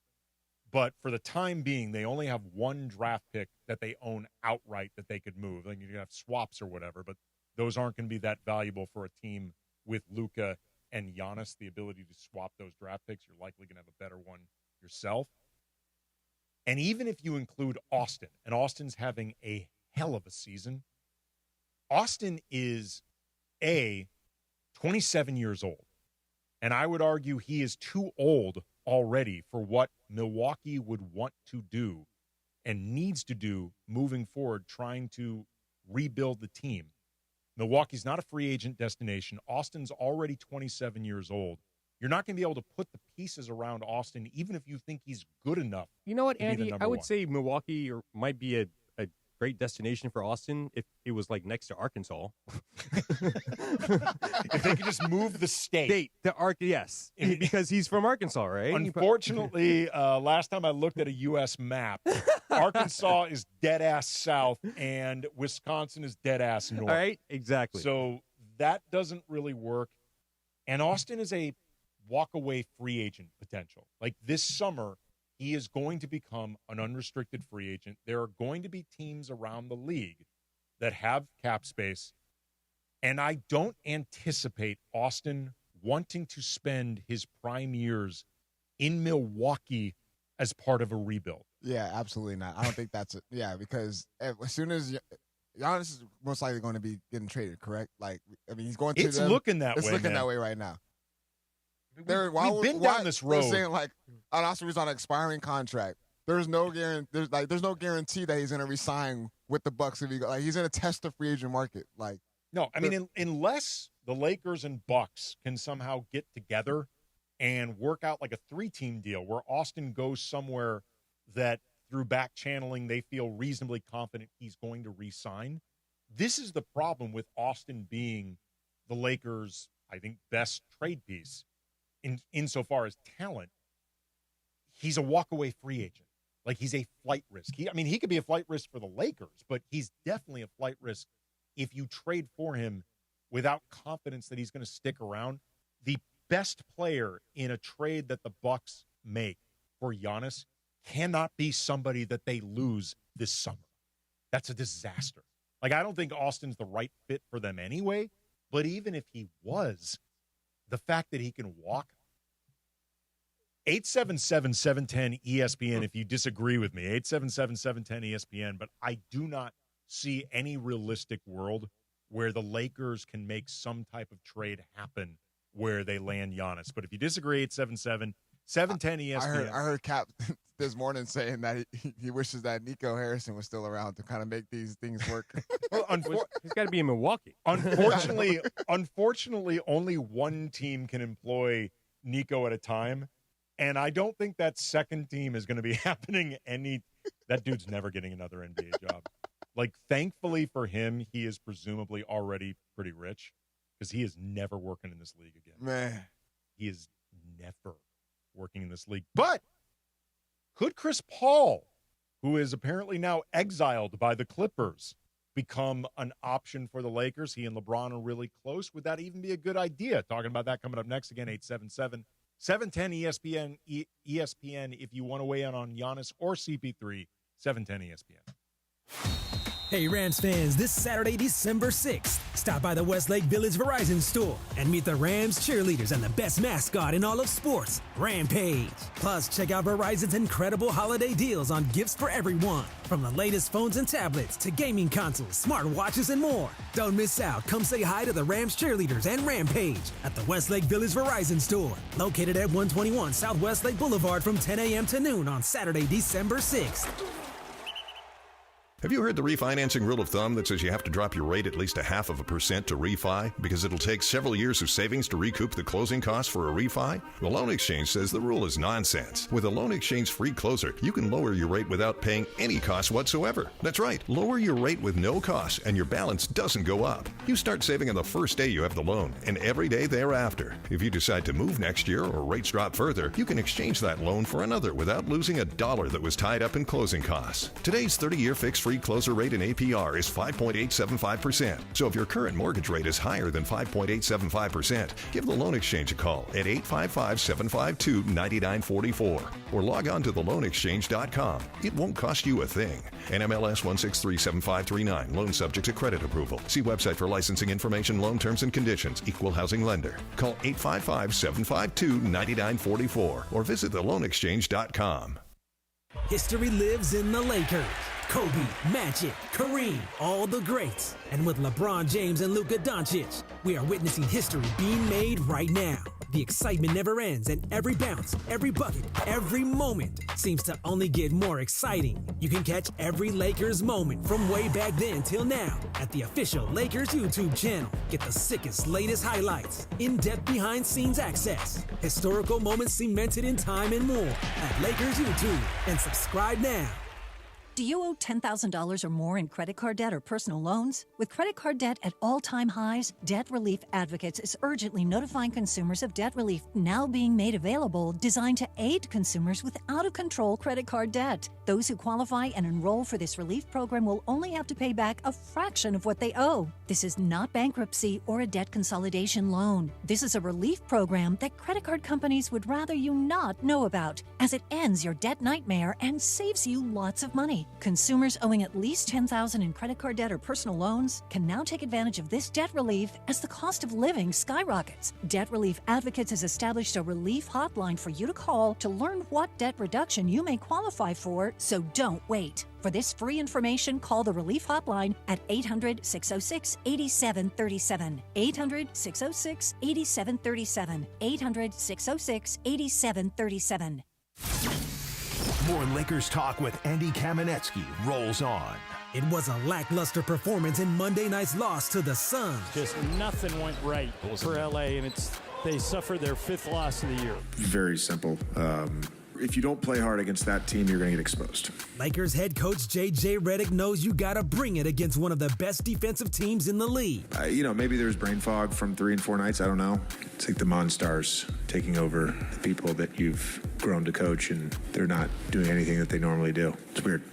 Lakers Talk is presented by Hoag Orthopedic Institute. When pain keeps you from doing what you love, Hoag Orthopedic Institute gets you back to you. Visit HoagOrthopedicInstitute.com to get the help you need today. And all new Lakers Talk is on right now. Back to Andy Kamenetzky.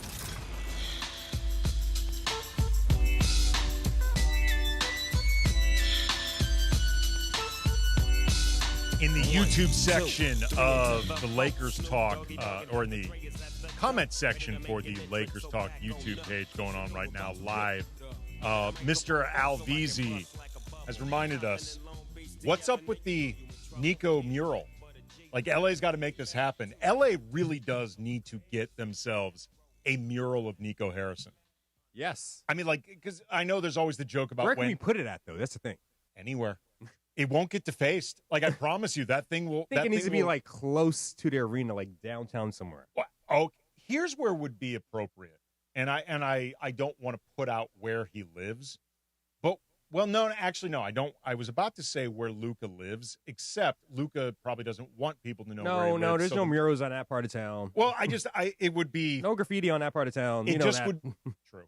It just would be kind of funny if the Nico mural was near Luka.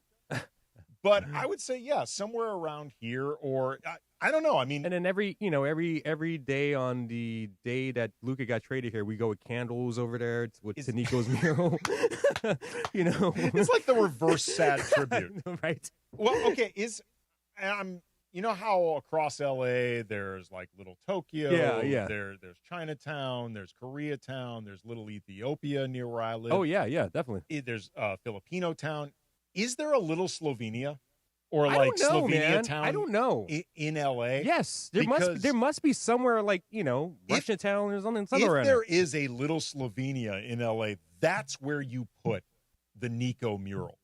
But like, there's always the joke about when's Nico getting his statue for the Lakers? Like Nico, the greatest GM in Lakers history, other than Jerry West. Like those jokes are all great and whatever. But like the reality is, he's not getting a statue in front of the crypt. Like you can't do that. No, but a mural you can. Oh, definitely can. There are so many. I know there's some like artists out there that are listeners that can do this for us. There's plenty of muralists out there. Like I've actually spoken to some, and we've seen there's plenty of Lakers specific ones, the Kobe murals all over the place. A Nico mural could actually happen. What would be like? I mean, that all you need is a wall and a will. Also need like a little Nico statue in front of the mural, like a Virgin Mary. I'm curious, like, to punch this point, like on the statue, what would in the description be like? Just for thank handing, you, Nico. For handing, the Lakers Luka Doncic. Oh, no, you just have to say thank you, Nico. If you know, you know. We got some airbrush shirts too that say thank you, Nico. But like his face on it. I'm picturing just a mural where like Nico with this heavenly glow around him is just sort of guiding, like giving Luka a gentle push towards the crypt. Like something like that. Someone like, and Rob Palinka with the Lakers jersey, just like handing it to Luka. And then like in the sky in the background, you just see the sad faces of Anthony Davis and Max Christie. Oh my God. By the way, all joking aside, I'm not saying this team is necessarily one Max Christie away from contending, but this team could really do some damage if they had still Max Christie. Like a Max Christie type is what this team is missing. Max Christie. He's become like a 40% three-point shooter. The corner three. He's a good corner defender. three. I think he's leading the league in corner threes. He's like, look at DeAndre. Oh, come on. I'm going to throw this mouse at you. Why? I'm just saying, they're fine. I'm not saying we should have said no to the trade so we could keep I'm not talking about the trade just in general. Like, I don't think the Lakers, they need more of an athletic wing in there, man. He's a pretty good athlete. He is a good athlete, but I don't know, man. I just Would you feel still like include him in the mural or no? Yeah, I'll put him in the mural. Hell yeah. All right, Jimmy in Santa Clarita. You're on Lakers Talk. What's up, Jimmy? What up, guys? Oh my God, this is a good talk. I mean, I just think that Giannis and that group with the core of Luka. I mean, I get rid of LeBron, I get rid of Ayton. I don't care. Ayton's scoring 17 points a game, and that's crazy. I mean, I get rid of those three guys, and you put in Reeves as a package as a shooter for the Bucks, and I'll sit on the bench with Giannis winning the championship, guys. Well, I appreciate the call there, Jimmy. Like I said, I mean, if you could get Lakers could get Giannis, it's obviously a no-brainer. I just don't think it's actually possible. Joe in L.A., you got thoughts on the mural? You're on Lakers Talk. Yeah, I was just thinking that it should be Nico doing the classic Kobe jersey stretch, but wearing Luka's jersey. I mean, he did ironically trade. Appreciate the call there, Joe. He did ironically, reportedly trade Luka in part because he did not think Luka had the Mamba mentality. And remember, Nico knew Kobe well from their Nike time together. He did not think that Luka had the proper Mamba mentality. You know who actually disagreed, by the way? Kobe. Kobe loved Luka. He did. As a player. Kobe disagreed, and Kobe's agent, Rob Palinka, also disagreed. But wasn't he talking to him in Slovenian when he came yes. and saw him in that game? Yeah, he actually learned a little bit of Slovenian from Sasha. Probably from Sasha. Yeah, the original Slovenian OG Laker. With he was the original Slovenian here. Well, I believe Kobe's story with knowing Slovenia was like he wanted to curse at everyone in their language. Yeah. I mean, he and Pau used to communicate in Spanish on the court all the time. Like they would. Very typical Kobe. He would use whatever edge he can come up with. Luka, by the way, fluent in English, Spanish, and Slovenian. Spanish is really good. Yeah. Spanish is really good. I've heard his Spanish during post games. It's really good. It's really good, and you want to talk about a way, like yet another way that we'd love to go to a Mexican restaurant with him. I was going to say, have him order. First of all, I'd like to go to a Mexican restaurant with him because he can afford whatever once he's buying. He can get a private chef at a Mexican restaurant to order off the menu. You think I can get that extra tamale with him? I think Luka's good for the extra tamale. Real quick, before we're going to get to crunch time in a little bit, and we want to pay tribute to Elden Campbell, among other topics, during crunch time. But Chris Paul is been a crazy day, man. Chris Paul has been essentially exiled by the Clippers.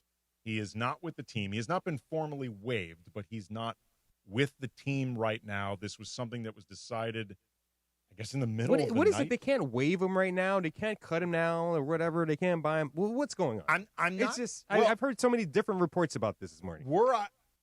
I'm not exactly sure, but I think it is because if they just waive him right now, because of where they are with like the aprons and the cap, they don't really get any tangible benefit from it. They don't get an extra roster spot? They get an extra roster spot, but his money is still on money's still on the books. I get it. Like that, so that's. I mean, I think he's only making like 3 something or whatever. Whatever. But it's a good lot of money. It's still whatever you are up against the books. It's why the Lakers, they have a 15th roster spot. Mm-hmm. They don't actually have the cap space to use it right now because they're so close to the first apron. But I think eventually something's going to be worked out with Chris Paul because this has been such a bleep show season for the Clippers. And I know that Chris Paul has I think, well-documented and I think well-deserved reputation of wearing on people with his leadership style. He is very direct. He's very relentless. I heard he's a yapper. He is a yapper. He yaps. He is a yapper. I love it, though, man. I'm sorry. Well, okay, I was going to say, and just full disclosure, I've worked with Chris a little bit over the years on certain things. I like Chris professionally. I have a lot of respect for him. I like him personally. But I've heard enough stories about this to believe it. He can be pretty relentless. Me too. I've heard a lot of stories about this guy. Both things can be true at once. I have a lot of respect for him. I believe that could be the case. And reportedly, this was something that was building up from him being highly critical of teammates, coaching staff, front office, the roster build, whatever, and them deciding this was untenable. Well, he's right. And he's also, he's been out of the rotation. Yeah, but he's also right, too. Well, they didn't want to hear it. I was also going to say, if you're bringing in Chris Paul at this stage of his career, I know he played 82 games with San Antonio and actually played pretty well, but you are bringing him in part, I would think a very large part, for the leadership.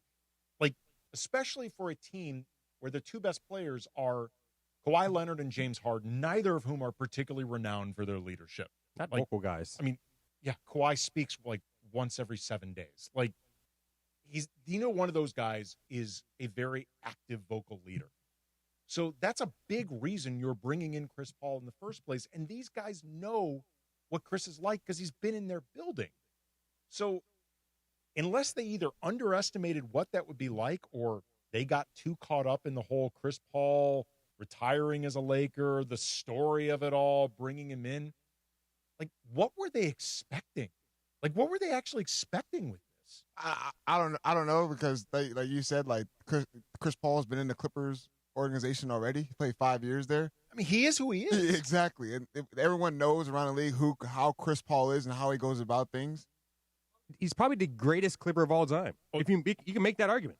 I think it's either him or Blake Griffin for the greatest Clippers. And look how they did Blake Griffin. Yeah. Exactly how they did Blake Griffin. Funny story, too. I just saw on TMZ, after Chris Paul's morning or whatever, difficult morning, he got on FaceTime with DeAndre Jordan and Blake Griffin. Post on his IG story and all them smiling. Yeah. Like, that just goes to show you how the Clippers organization, I'm not, yeah, man, I'm sorry. Remember when they did that big presentation to Blake Griffin? They showed like these images of his jersey being retired, and then they had like, this is not a joke, they had this one, it was like a mural of like Gandhi and MLK. I do remember that. And I want to say like Rosa Parks and all This is when he signed his extension, I believe. And Blake Griffin. Like, I kept looking at this going, like, this has to be an internet meme. Like, this can't be real. And it was real. And then, like, 6 months later, they traded Blake to Detroit. This is when he signed his extension. I remember. I totally remember this, yes. So, like, it's crazy. I mean, really quick, I don't think Chris Paul is a great fit for the Lakers were he available. I don't think no. He doesn't. Come on down, baby. No. Come on absolutely down. not. No. Just like Bob Barker used to say, or the other guy. You want the banana, but you're that into the banana boat I want concept. the banana boat, and Chris Paul can help, man. If he just sits on a bench and just If he could just help sitting on the bench, he wouldn't be having these issues with the Clippers. And listen, guys, you don't know what the rosters is going to be like in January or February up into the trade deadline. Or Think whatever, about too, what so. do you consider the biggest needs right now for this team? What do you think they need the most? Man, they need young talent, young legs, basically. Okay. And guess what? Young good legs. How old is Chris Paul, man? Yeah, Chris Paul's almost as old as brain. LeBron. He's a brain. He's smart. Dude, if the brains on this team between Luka, LeBron, and Austin are not enough, like Chris Paul can't put him over the top. Like clearly we think these guys are smarter than they actually are. And I think this team's plenty smart. I really do want to see the banana boat reunion. That's and I what want it to is. see full circle. You're just in this for the memes. Exactly. That's Just it. for the You know news. He what? just wants the story, the drama. What is But Gabrielle Union going to get signed? By Can I say one thing though? Okay, Chris Paul being with DeAndre Ayton. Remember how he was playing with them in Phoenix? And Chris Paul even came out and said he was hard on DeAndre Ayton because he wanted nothing but success. He said, I don't go out there to play to lose. We always go out there, we play to win. I understand the Suns had success. They went to the finals, but ever since then, they haven't really returned into that same Suns team. Yeah. Look what. And so you think what DeAndre Ayton's doing right now, and he's playing well. There's still moments where I'm like, we got to keep it consistent. 82 game stretch. Hopefully, he keeps it consistent. Why would you try to put Chris Paul in the mix when DeAndre Ayton is playing well? He doesn't need that same veteran leadership. He has Luka, he has LeBron, he has JJ. Like, there's no need to add Chris Paul into the mix when things are going good. This team also, they need athleticism. They need more wing players. They need youth. They need speed. Like Chris Paul just doesn't.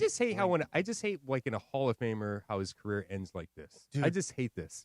I don't like this for Chris Paul either because he has had a first ballot Hall of Fame career. He's been phenomenal, and he deserves better than this from the Clippers. Well, it's crazy that the Clippers, the team that he is most associated with over the course of his career, and he, along with Blake Griffin, they are directly responsible. I mean, Steve Ballmer plays a role too, but like legitimizing this team and helping put him on a right path.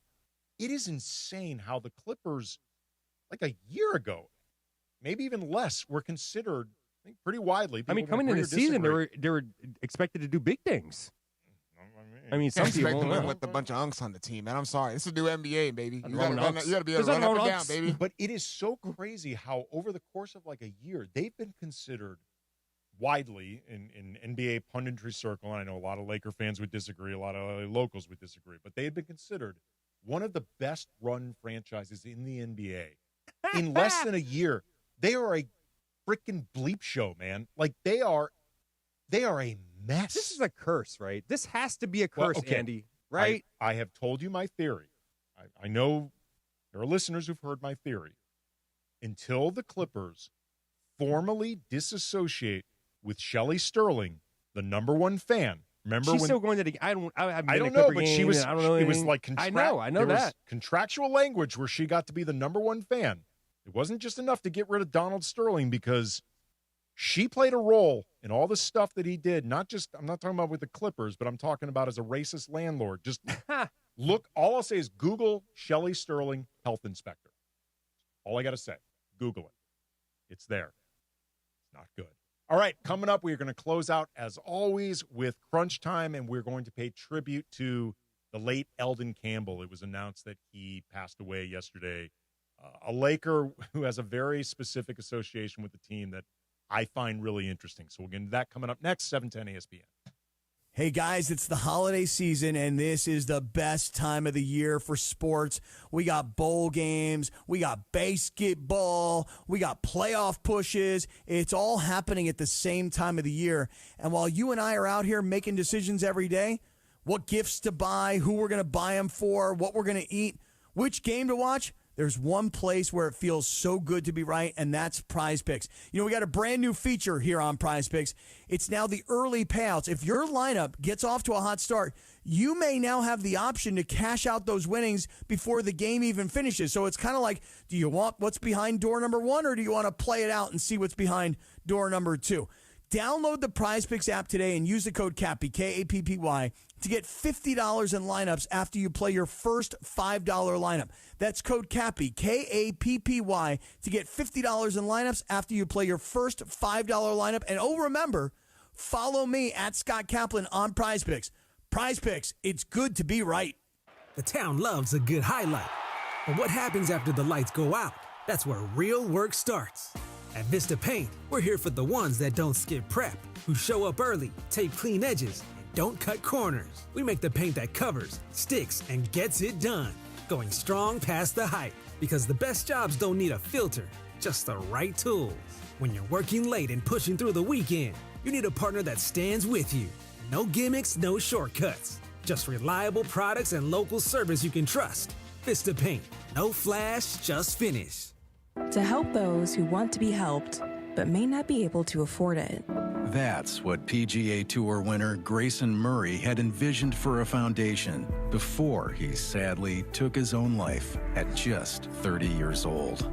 His parents channeled their grief into creating the Grayson Murray Foundation, carrying out his vision to help those struggling with mental health and addiction. To donate and learn more, visit GraysonMurrayFoundation.com. It's crunch time on Lakers Talk. When the clock is ticking and it's all coming down to the wire, you know what that means. This is crunch time.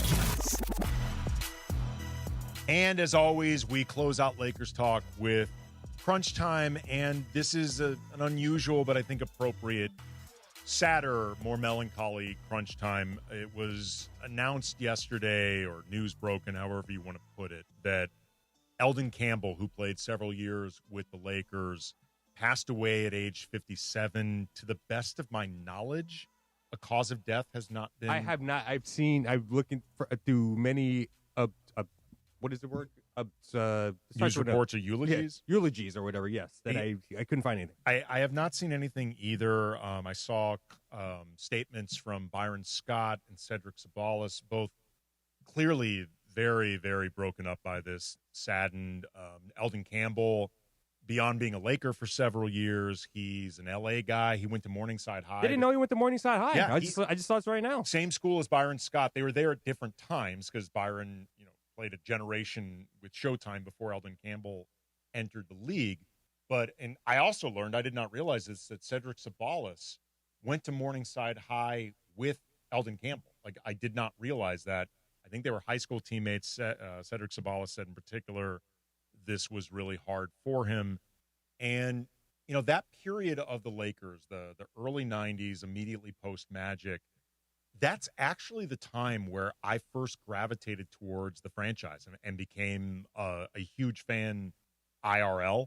Like, it was during a very uncertain period for the Lakers, that period with Elden Campbell and Eddie Jones, Nick Van Exel, Anthony Peeler. It was post-Magic's sudden retirement, and I think the franchise not exactly sure, understandably, where they were going.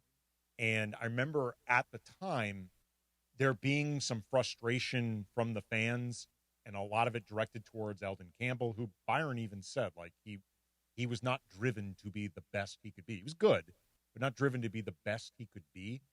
But I think especially once those teams eventually started involving Shaq and Kobe and morphed into championship teams, I think fans now can look back on that group as what they were, which was not championship material, but they were really fun to watch. They were a fun group.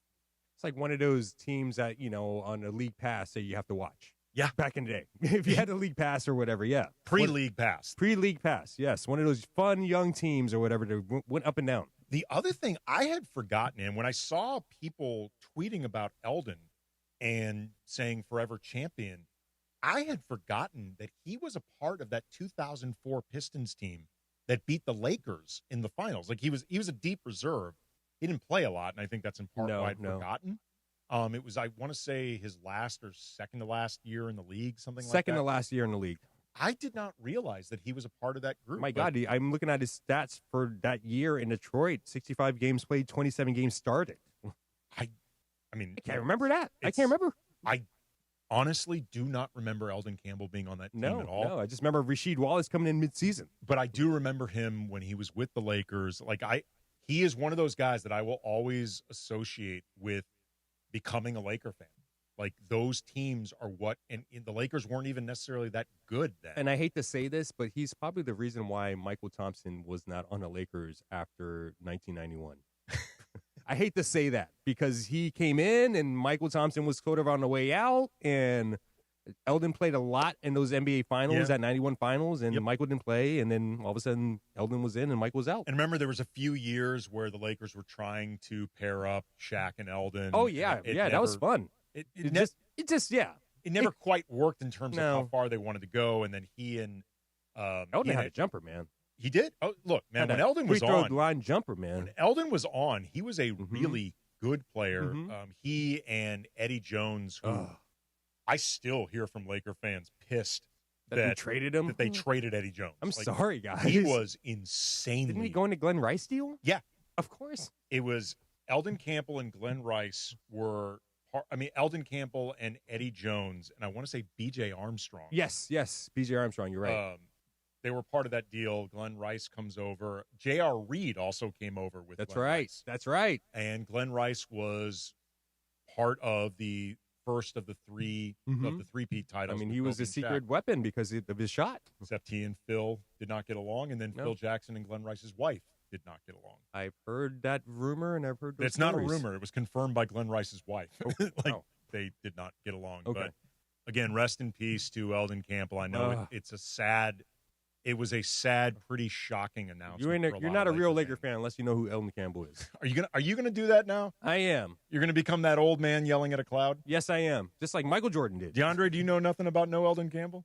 I know a little bit about Elden Campbell. Not enough to know nothing. Not enough to speak on him to your guys' level, if I'm being honest. You know what, man? Look up some clips of his. I'm curious to. He had a great post game, man. A great post game. I'm curious to see because he was like a post player back in the day when it was more traditional, and I know you appreciate that, DeAndre. Oh, for sure. Look up some Elden. We'll talk about it next week. I'm curious what you think about it. Thanks again to Sean Woodley from Locked On Raptors for dropping by, previewing tomorrow's game. Thanks, as always, to the kids in the back with the social media. Thanks to everybody calling in, everybody listening, everybody hanging out on the YouTube comment section of the page. Thanks to Funchy and DeAndre. We're going to be back next week. I want to say Thursday the 11th is when we're going to be back. So until then, we got the game tomorrow against the Raptors, Friday against the Celtics, East Coast road trip. We'll get into all that coming up